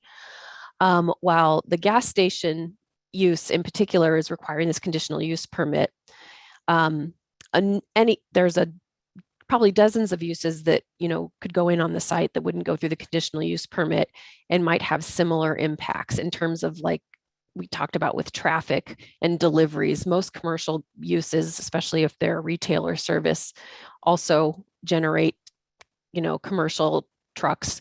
Certainly we're not anticipating giant like 18-wheelers or anything like that on this site per se, but delivery trucks,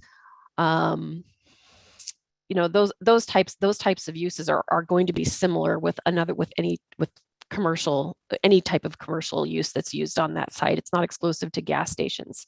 So, and that being said, there are certain things that gas stations, impacts that gas stations do have, gas tankers, those types of things. So that is a particular, impact or for the site that we would anticipate.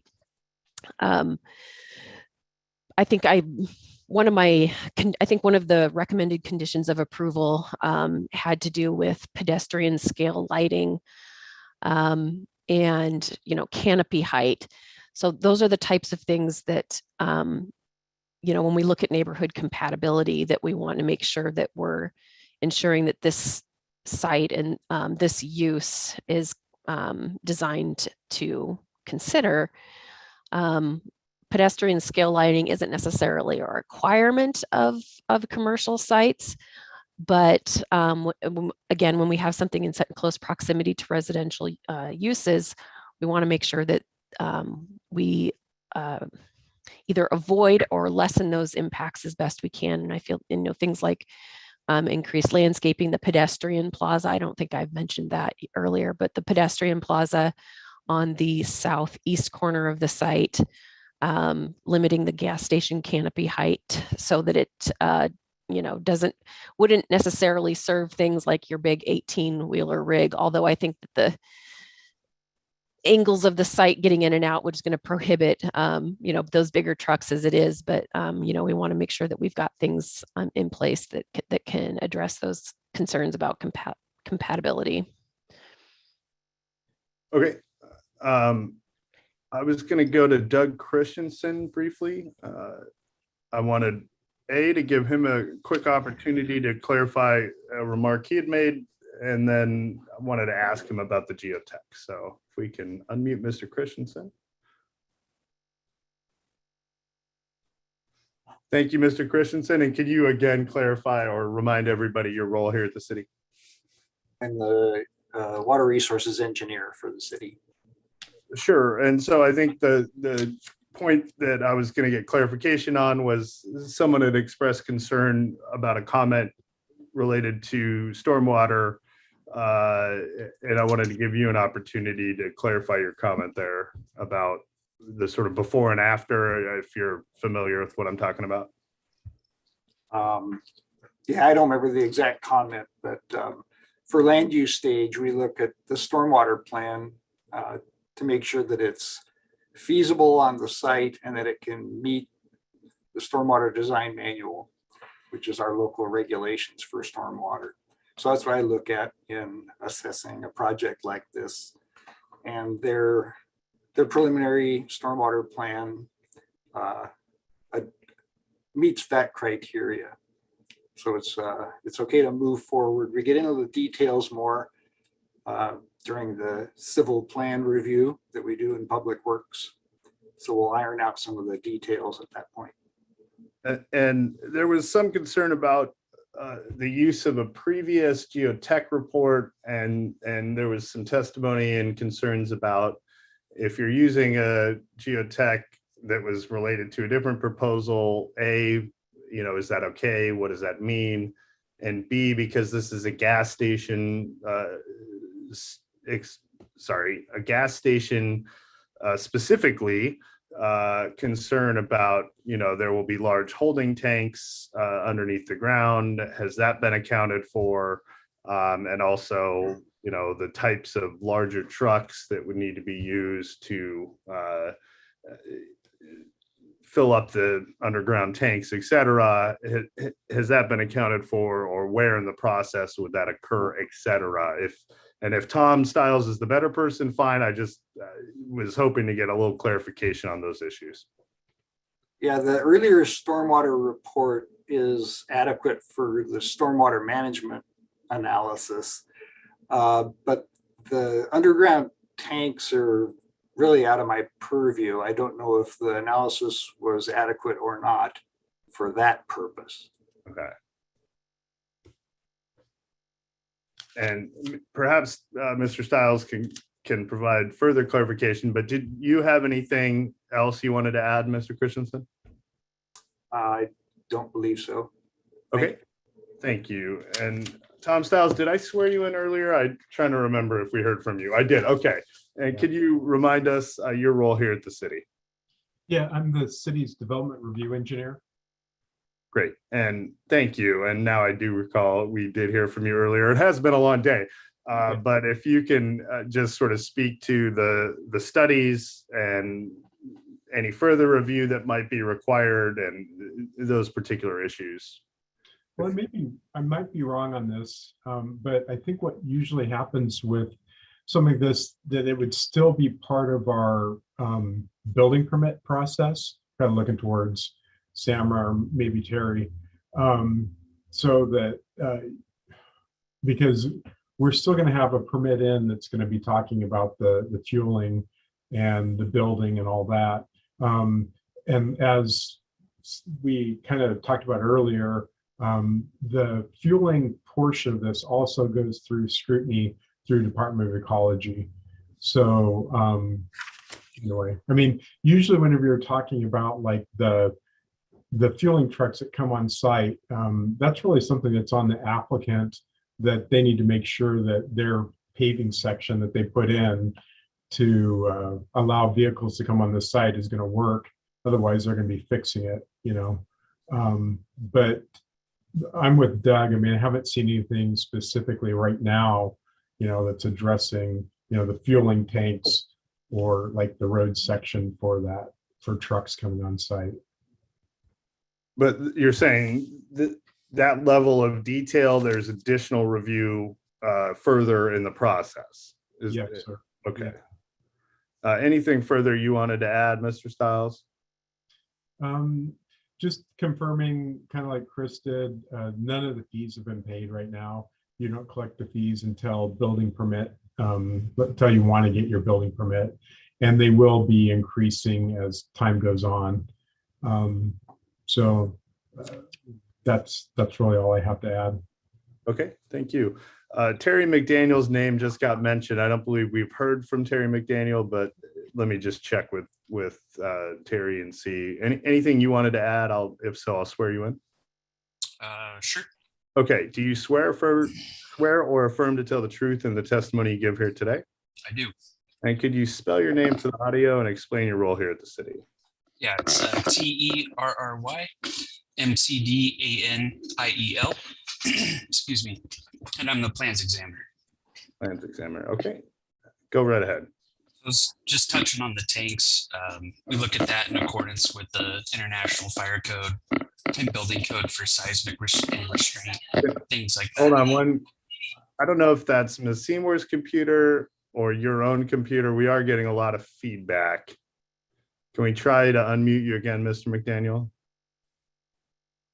No.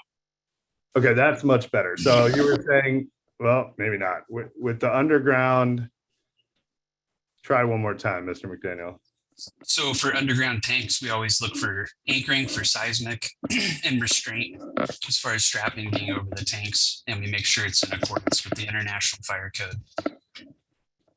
I think it's when you move back and forth, but so you're looking for anchoring and strength and ensuring that any underground tanks comply with requirements of the International Fire Code. Is that what I heard right? Correct. Okay. And that review process happens further. That's not yet. Is that right? It's later in the process. Okay. usually within the civil review, and then we'll get it on the architectural submittals as well. And it's actually a deferred submittal, so it's reviewed on its own. Okay. Anything else based on what you've heard today you wanted to add, Mr. McDaniel? That's it. Okay. I was going to next go to our applicants to see if they had additional thoughts and comments. So if we can go back to David McDonald. Yes, hi. And if you had thoughts, comments you wanted to share, or anyone else on your team you wanted to call, now would be your opportunity. Nobody else to call. It looks like your traffic expert did want to testify at some point. Do you want to go to him first before I let you kind of conclude things? Yeah, something to say. I mean, if Aaron has anything to contribute, he's more than welcome. Okay, he has used the raise hand feature. So Mr. Van Aken. Yep, Aaron Van Aken here. We worked on the trip generation report for this project and just felt like I can add a couple more comments, if that's all right. Yeah, for some reason it's a little difficult to hear you, but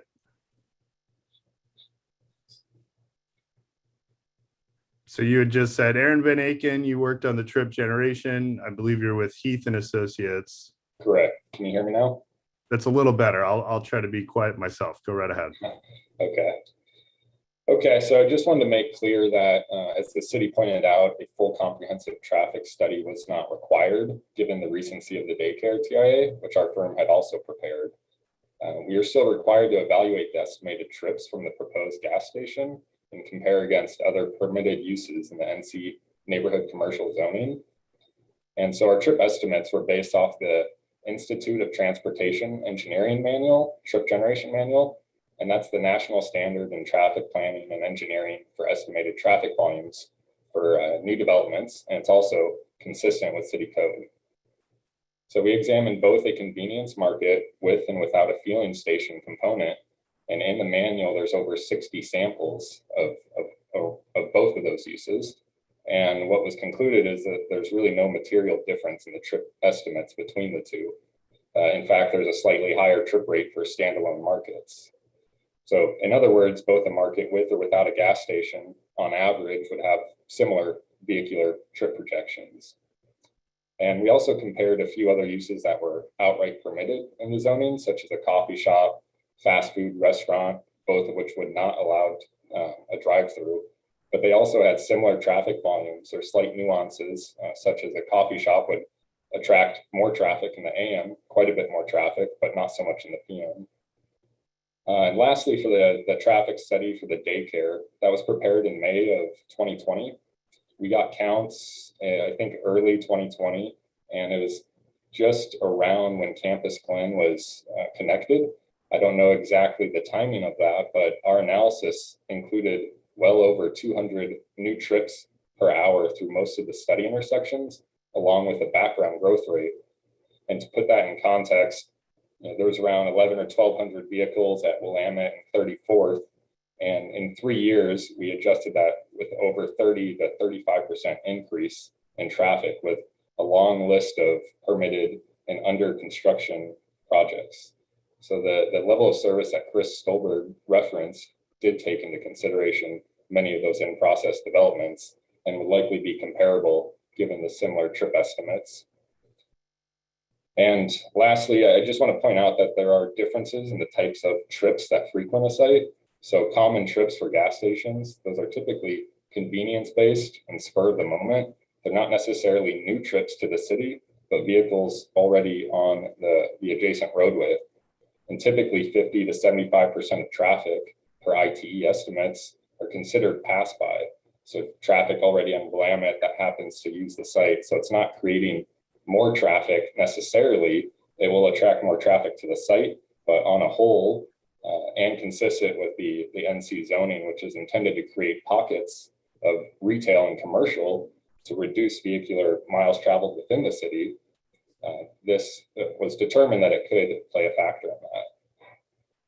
So those are just some of the few points I wanted to touch on. Okay, great. Thank you, Mr. Van Aken. So now we'll go back to our applicant, David McDonald. So Mr. McDonald, go right ahead. Well, we want to thank everybody for their comments. We do hear them. We take into consideration. We understand. Thank you to the city staff for all your work and involvement with this, and to the examiner. And our plan, if this project gets approved, will be to fully comply with the conditions of the approval. And to be clear, so the staff report did include recommended conditions. You're saying were it to ultimately be approved by the council with those conditions, you don't see any issue with complying with those conditions? Is that what you were trying to testify to just there? Correct. Yeah, no issues. Yep. Okay.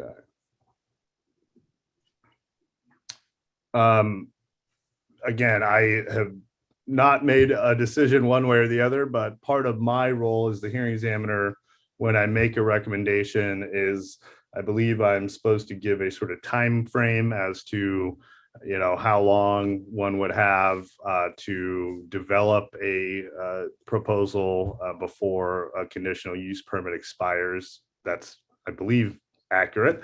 Ms. Seymour probably knows, but that said, could you give me any thoughts on timing? Again, not saying I'm approving this or the council, I'm just trying to think things through. And my question is, were you to obtain approval, what does the timeline look like in your mind, Mr. McDonald? Could you repeat that last? Sure. Were you to obtain approval ultimately, what is the timeline in your mind for development of the site? 1 to 2 years. Okay. Yeah, we know the process can take a while, as it has since we began the project. So we know that all of the additional civils and approvals and regulations and checks and balances and everything, that all takes time. So. Okay, and to that end, speaking of time, traditionally I produce a decision within 10 business days of the record closing.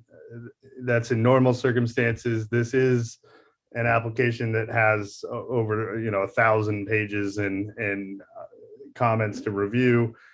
Any issue if it takes me an additional week or so in your mind of producing my decision? I'll produce it as long as it takes, but I just prefer to ask permission rather than forgiveness. Sure. No issues on our end. Okay. Great. Thank you. I'm going to go back to Samara Seymour one final time. I do see there are folks that have raised their hand. The way the process works is we're not able to hear from folks multiple times.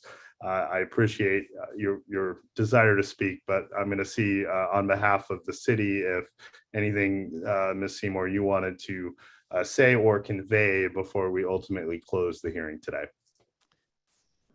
Nope, I don't think that I do. I think we've covered everything. Okay, so with that, it is my intent to issue a decision, I would say realistically in the next 3 weeks on this proposal. Once I produce the decision, Ms. Seymour, how will folks be able to get a copy if they want one? Will it be posted on the city's website? Could you just briefly explain? Clearly, there's a lot of interest in the proposal. Yeah.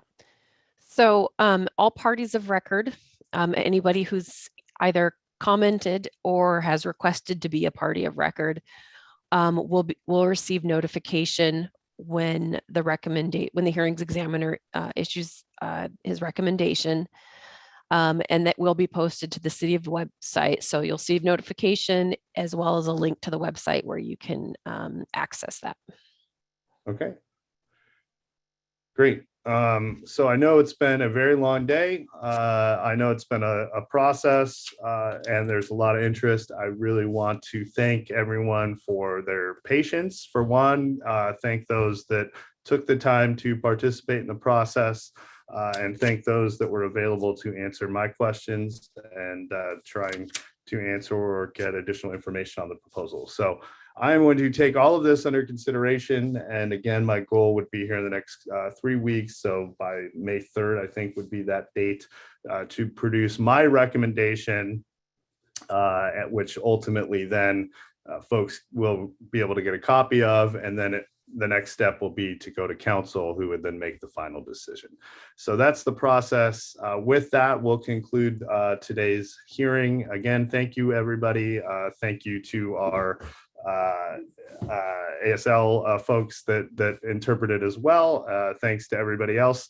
And with that, I wish everybody safety and good health moving forward in the strange times we continue to live in. Thank you, everybody.